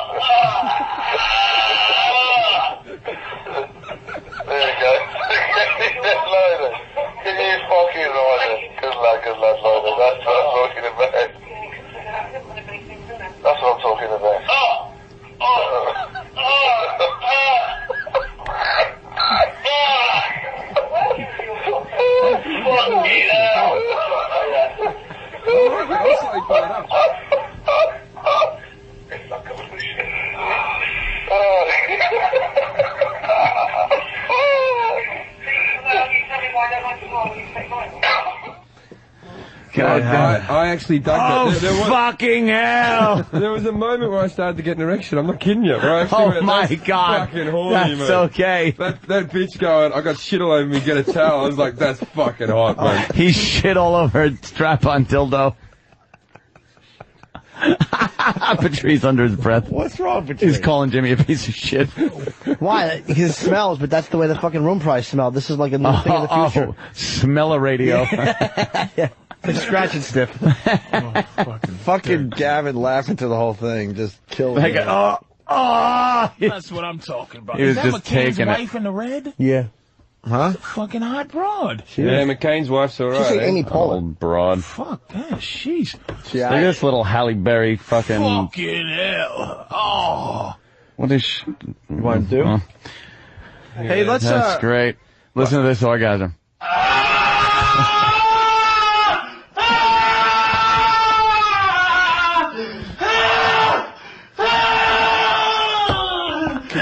Is this something in his ass? How would you like to come like that? Can you Is this play- something in his ass? Could you play the famous one where it was Guess the Sound?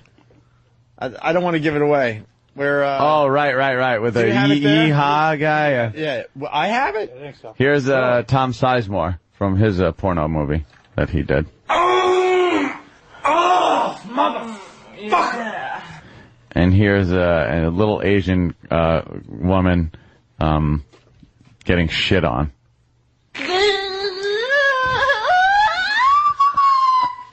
That should be their national anthem. They fucking great. love it. The unhappier the girl is, the fucking happier the Oh, the yeah. Japanese are mental when it comes to that. Oh, yeah. They're sick. I'm telling you, I watch it. They pixelate the cock, but they don't pixelate the shit. No, the or pubic hair. Only the pubic hair. Yeah, and the dog's cock is fine to have in there. You know, it's horrible stuff. And it's all rape and it's all tying up and Pedophilia, yeah. It's all Germany dressed too. like school kids and stuff. It's a fucking horrible. It's a World War losing thing. I'm telling you, because Germany is the same way. Yeah. It's got something to do when your country concedes a world war. The whole fucking psyche of the nation goes down the toilet. Well, yeah, that makes No, the porn in perfect Japan sense. is fucking. yeah. Even I go, it's fucking sick, man.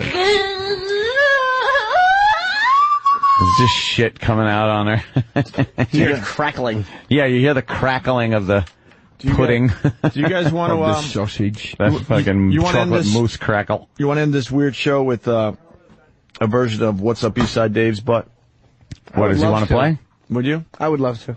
Wait, is it a competition? He wants to play? Yeah. I'll play. Yeah, What it's is a it? question answer All right. Is Dave ready? segment with Dave, Eastside Dave from the Ron and Fez Show, 12 to 3 here on Channel 202. And Eastside Dave puts something in his ass. We ask him questions and try to guess what is indeed in his ass. Right. Oh, Yeah. that's the old joke there. Said he won't come in unless he has his music. Oh, all right. wow. Here's his music. Does he actually put something in his ass? Oh, he certainly does. We got an intro and everything, Jim Jeffries. Oh, excellent. We get to And now, ladies and gentlemen, it's time once again for What's Up Eastside Dave's Box! Eastside Dave has got the object of his ass, and Opie and Anthony have to figure out what it is. It's What's Up Eastside Dave's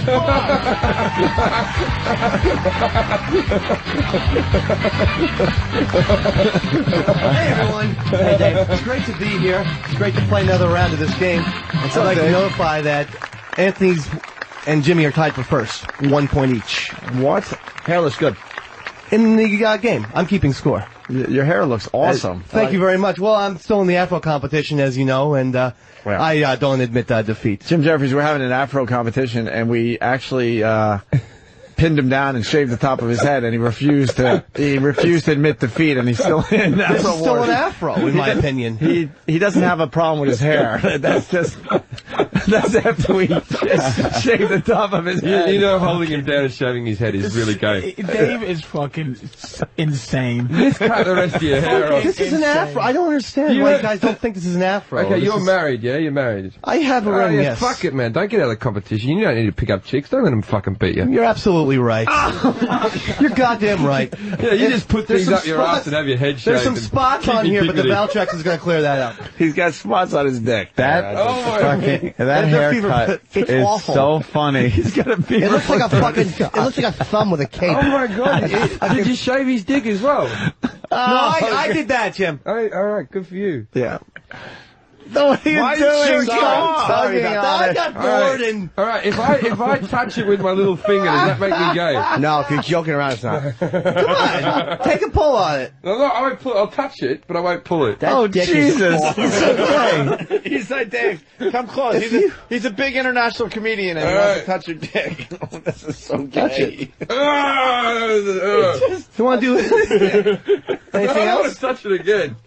I dare you to fucking touch it with your thumb and pointer finger. No. Not do nothing with it. Or just tickle his ball bag. No, that was horrible. That's It's not gay. It's guys fight. It's guys palling around. I'm not touching his. I'm not touching his. Everyone's so homophobic, but just fuck me a little bit. Get it away from me. Would you tickle his bag and go tee-hee? That little red-haired ginger thing. There's a spot on your sack. Just a spot, just there. Just pretend I'm the copper tone girl. What's the spot? Look at his hair. His hair rules. His dick's out and his hair.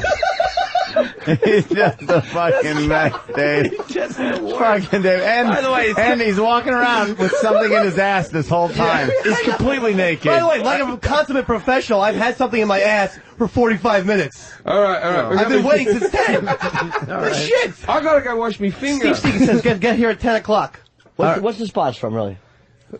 Jim, like I said, I'm very sensitive, and I maintain that they're fever blisters because I get hives. We see him? No, there's no spots. Oh, there is spots on your dick! Give me this soap! I don't know what that is. But I have lots of discolorations. Bring your cock closer. We gotta say. There's no reason. What does Dr. Steve think that is? Actually, that's pretty good lube for a little. Stop jerking. Okay, sorry. Now his cock smells like aloe. All right, are we going to play What's Up Eastside Dave's Butt? Now, we go around the room, Jim Jeffries. We'll start with you. You can ask questions about what's up his butt. Okay, is it bigger than an Easter egg? Yeah.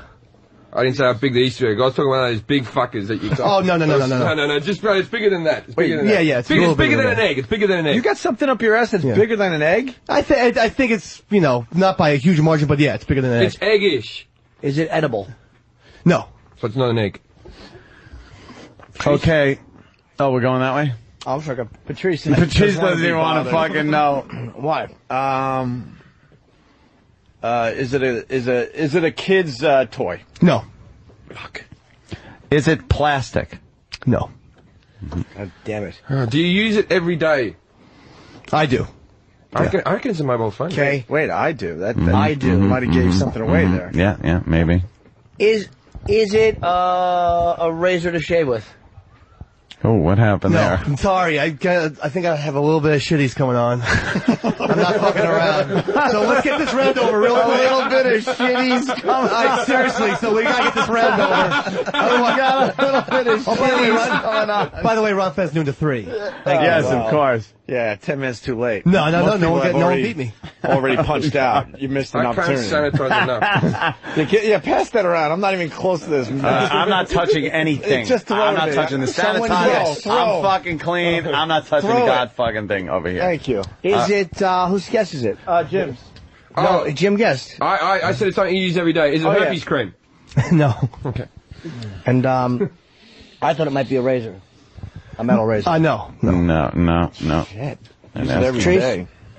Come on, stop gay to guess. Is it fabric? No. It's not fabric. No. Why are you taking this so seriously? I think it's getting very, very serious. Yeah, well, this is my one time to shine on the Opie and Anthony show. Okay. Jealous. Use it every day. What the fuck? I don't give a shit. I use it every day. Some people don't use it at all. All right, it's deodorant. No. No. Mr. Anthony, again, I apologize for any text messages I might have left you. Thank you. I've been drunk a lot. Is it more than one piece put together, or is it a single thing, or is it multiple pieces put together? Does it have multiple pieces? It's something that has, yes, things inside it. Multiple things. Multiple things. Okay. Is it a stillborn child? Pocket knife. No. Oh, that was great a good guess, though. No, it's Swiss Army because I figured he's an alcoholic. There's things that's... Bottle opener. I'm thinking some... So alcoholics use Swiss No, Army bottle men? opener has like all that stuff on it. No, but there's stuff inside the... Okay, is it my turn? Yeah, I went for stillborn. I think it's some kind of bottle of something, like maybe pills or something like You said not plastic. No, it's not a bottle. God damn. Oh my god. Is it a Kinder Surprise? Do you have them in these I countries? use it every day. Some people don't use it at all. Like, some people don't do it at all. Don't But do I do. it. Don't do it. I do it. Okay, here we go. I got it. What do you It's think? not plastic. Fuck. Is it a bottle opener? Not plastic. Go ahead, Ann. No, It's not plastic. It's a metal. That's a tough one. No, it's not metal. Okay, not metal, okay. it's not Let's find plastic, out what it's not material fabric. it is. Okay. Yeah, this is That's where odd. it's Is gonna it go. food And type I'm thing? thinking, Is it No. food? It's not food. It's not edible. It's not. It's not edible, but So it's unedible. no, but you know what I'm saying with that hint? Like, it's not edible. No, I don't know what you're saying. drinkable. It's drinkable. No, but you're... Oh, is it no, it's not. all right, Dissolvable? I'm going to think toothpaste. No, but... No, it's No, not it's not dental plastic. hygiene. I'll Is say it that. Mouthwash. Is it a small thing of shampoo? It's a tube of something. No. Mouthwash.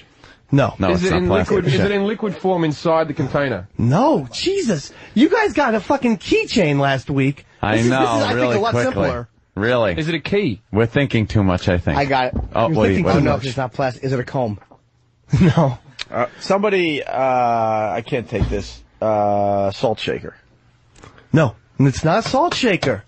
No. Is it made of glass? No, but I think if you start thinking along those lines of what it's made out of, you might stumble on the right answer. It's not edible. Right. But, okay. But something edible could be in it. No. See, Oh, if shit. it's not be edible, suckable. It's a hot dog then. something edible is, in my opinion, something that needs to be eaten. Right. Very good. So this thing isn't eaten, but it's another man's cock. It can go maybe down the throat. it can go. It's a bottle of aspirin? It can go near the mouth. It's cum. Exactly. Is it lipstick? No. Chapstick? No. No. But No, it's not toothpaste. We've already tried toothpaste. Nose spray? A dental Is pick. it toothbrush? Eardrops. Is it a toothbrush? Is it eye drops? No. A cigarette? it's a package of cigarettes. Oh, God. Oh, God, no. Taste the real deal. Now, wait. Oh! Taste the real deal. Oh, God. Wait, E-Rock. God knows I love smoking. Where's my fucking love? Get E-Rock in here. E-Rock, come here. E-Rock. Hold on, Dave. Hold on. He needs a garbage Eric, pail? you gotta, I think he's faking it. You gotta, hold that. No, don't throw that out yet. You gotta smell that cigarette pack. I think he's faking it. Yeah, I think he's faking it too. Smell that cigarette pack. Oh, it's all brown. Don't touch it. It's all brown. I got some shitties. Eric, smell it. He's faking it. Smell it. You don't have to touch it. Just get near it. He's got his shit in the bin. He's got his shit in the bin. Who cares? Go ahead. I dare you. I double dare you. No.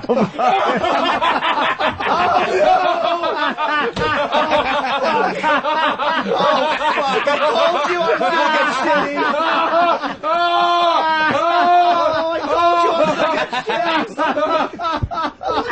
Kidding. You guys thought I was fucking around. Ron says do the three.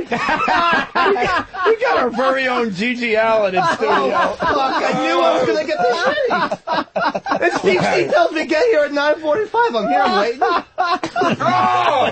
The one we... Oh!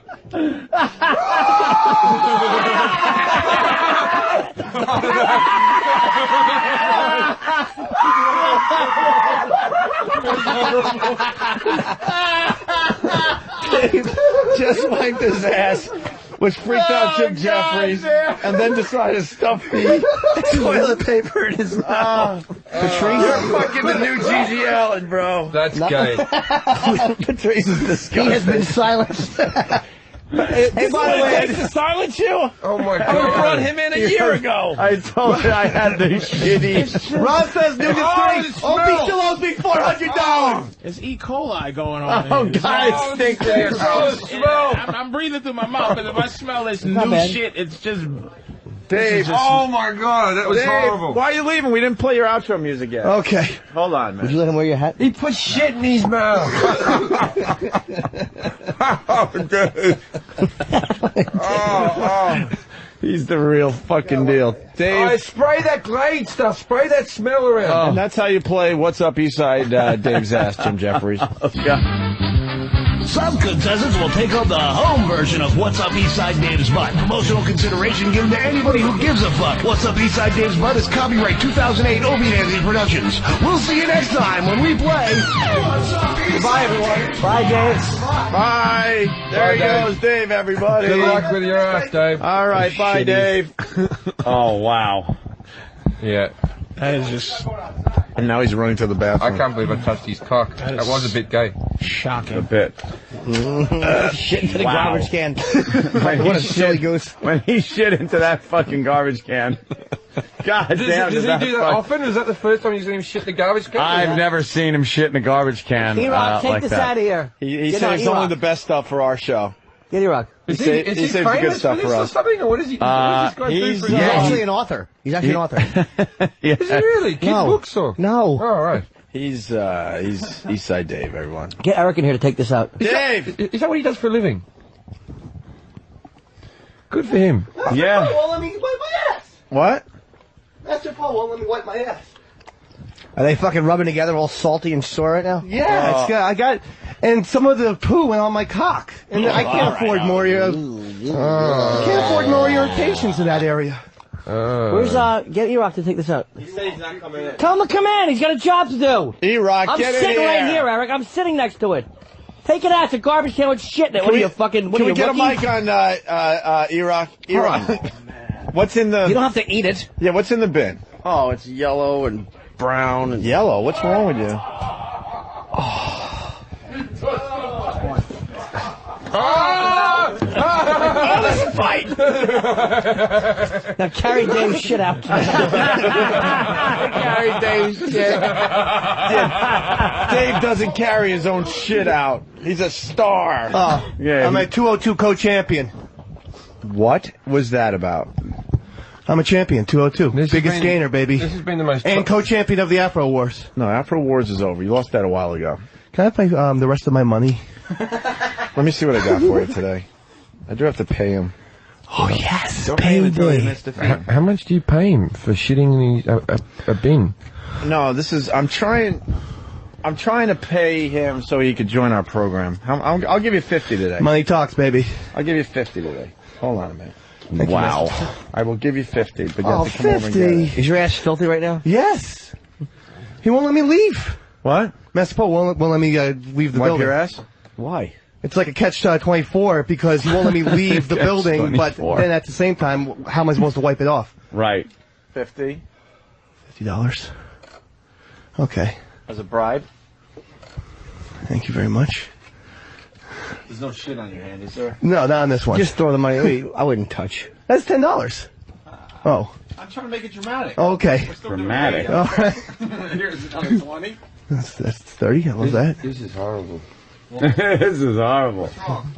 It's just, I just touched a guy who's shat in a fucking bin. I feel dirty. I need a big fucking Well, bath. like it's clean in England, for Christ's sakes. No, I'm alright. Give me 20.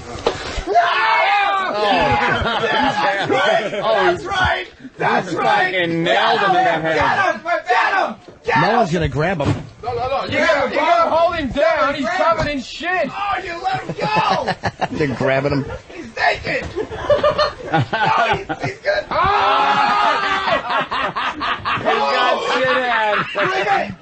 He's like a superhero. He's got shit on his fingers. Bring it! Bring it! He's got shit on his. Let me explain what He's just got happened. shit on his fingers. He just wiped his hand in his Hold on, asshole. let me explain what happened. Hostage situation. Hold on. We have to clear now. Hold on. Just stay there. We got to stand still. We'll Okay. We'll we have a standstill. Hold on. Don't I got to explain. I was giving the money to him slowly because we were going to pin him down and shave his head today.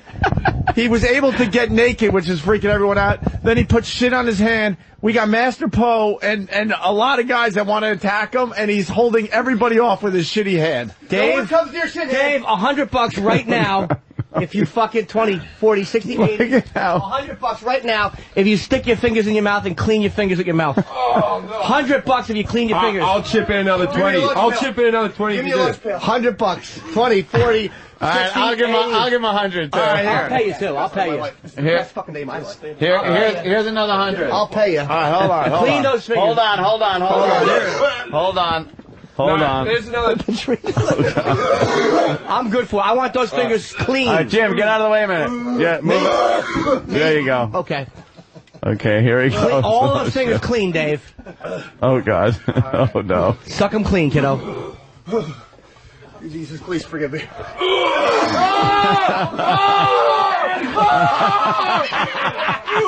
not clean. They're not clean, Dave. Suck the shit off them.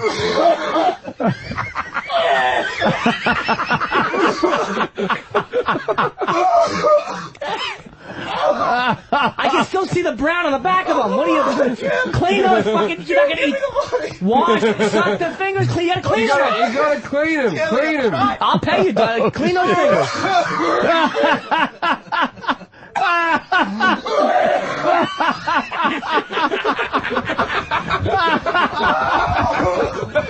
He's puking like an animal. Oh, come on, they're clean now. Holy shit. Oh, yeah. I can't fucking take this. Good job. God bless you, son. Ron says do the 3. Here's the other 20. Holy Jesus Christ. I'm going to give you 20 myself. That's the best thing I've ever seen. Not with that hand. Reach with the other hand. Patrice, comment. Patrice is just sitting on his phone. He can't even deal. Is that tax deductible to say that I donated money to a man who cleans shit off his fingers? Yeah. Like, it is a business Oh, my expense. God. Get the pail out of here. Oh, Iraq, get the pail. Eric, get Eric in here. Hey, pail grabber. Oh, my God. I just got it. Where's the fucking pail grabber? Oh, God. No spray, no spray. This is horrible. Get the pail grabber in here. Oh, Get E-Rock. He's got to grab that pail. That's his job. Oh, my God. Oh, God. Shit. E-Rock, you are the pail grabber. E-Rock, get that pail. It doesn't even smell. It's a fucking goof. Yeah, come on, E-Rock. Smell it. You right, E-Rock? No. How does it smell? Now put it in that fucking room, in the fucking producer room here. What's wrong with you people? Jesus. I gotta say, this is the most adult show I've ever been on. This is just how radio in England works. Exactly the same. Hey, Paul. He actually didn't fake that. If you're at home right now and you're thinking he faked that, he cleaned shit off his fingers with his mouth and then vomited. Yes, he did. And Poe finally met his match. Yeah. He's taken on all challengers over the last 3.5 years, but you wouldn't go near him when he... No. When he had this... No way. When he was naked in the middle of the room with his shit hand as people are trying to, like, get at him. He fucking pulled that out like some kind of superhero shit guy. He came in, everyone went to attack him. He stuck his hand up his ass, pulled out all brown all over every finger, and then did the Heisman Trophy pose. Yeah, like... And it was like, you can't come near me. You can't come near me. Poe, you haven't trained for something like that? What good are you? No, samurai shit hand? No, I haven't. What good are you, man? He used this, the samurai shit hand.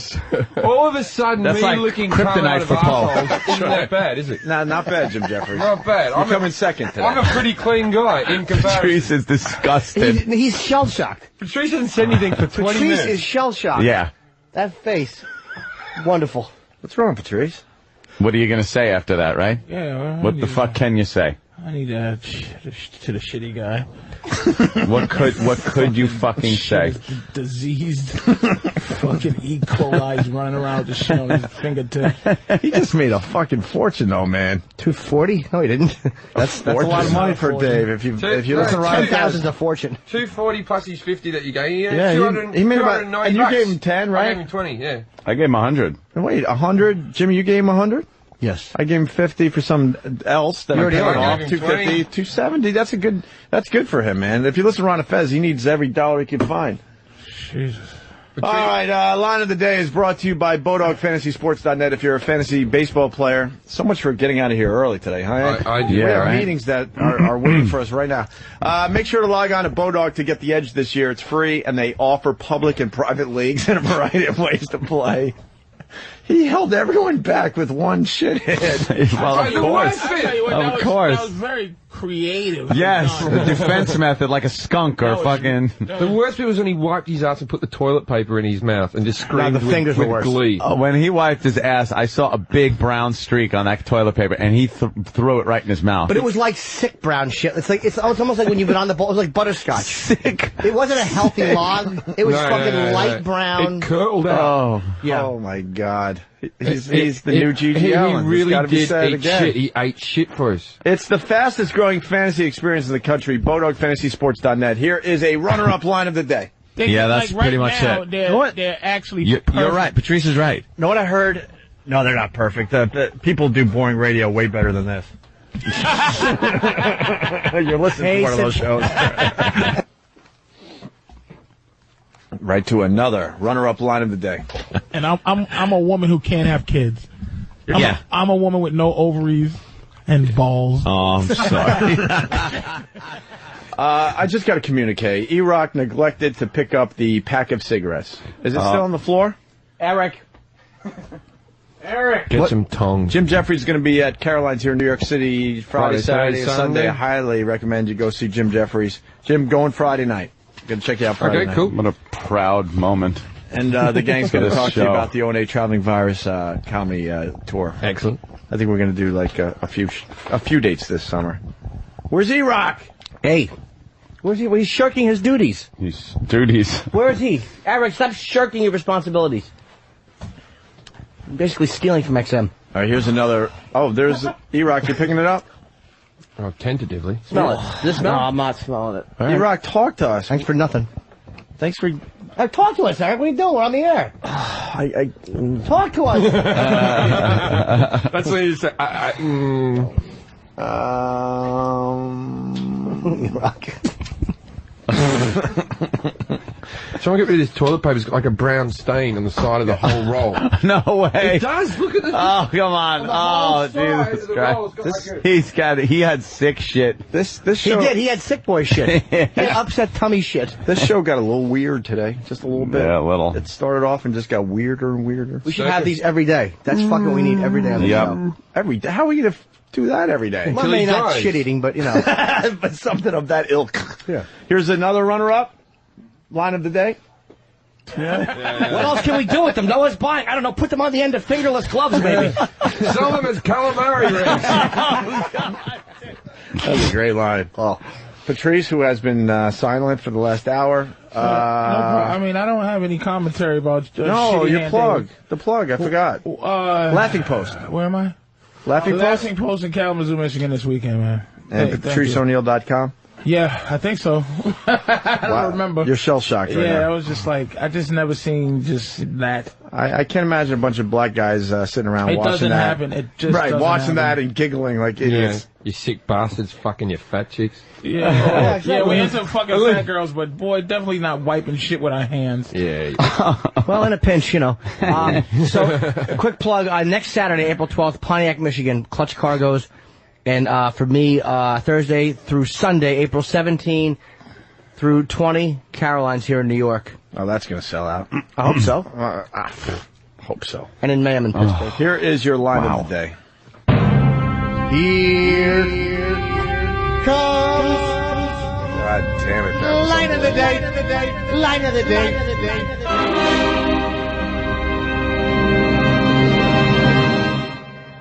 They probably didn't use it because the Secret Service agent has his hand on the guys. They obviously know he wasn't a threat. The last thing they want to do is get Barack Obama killed while they're watching him. His signal is he tips. Yeah. What'sy buzz?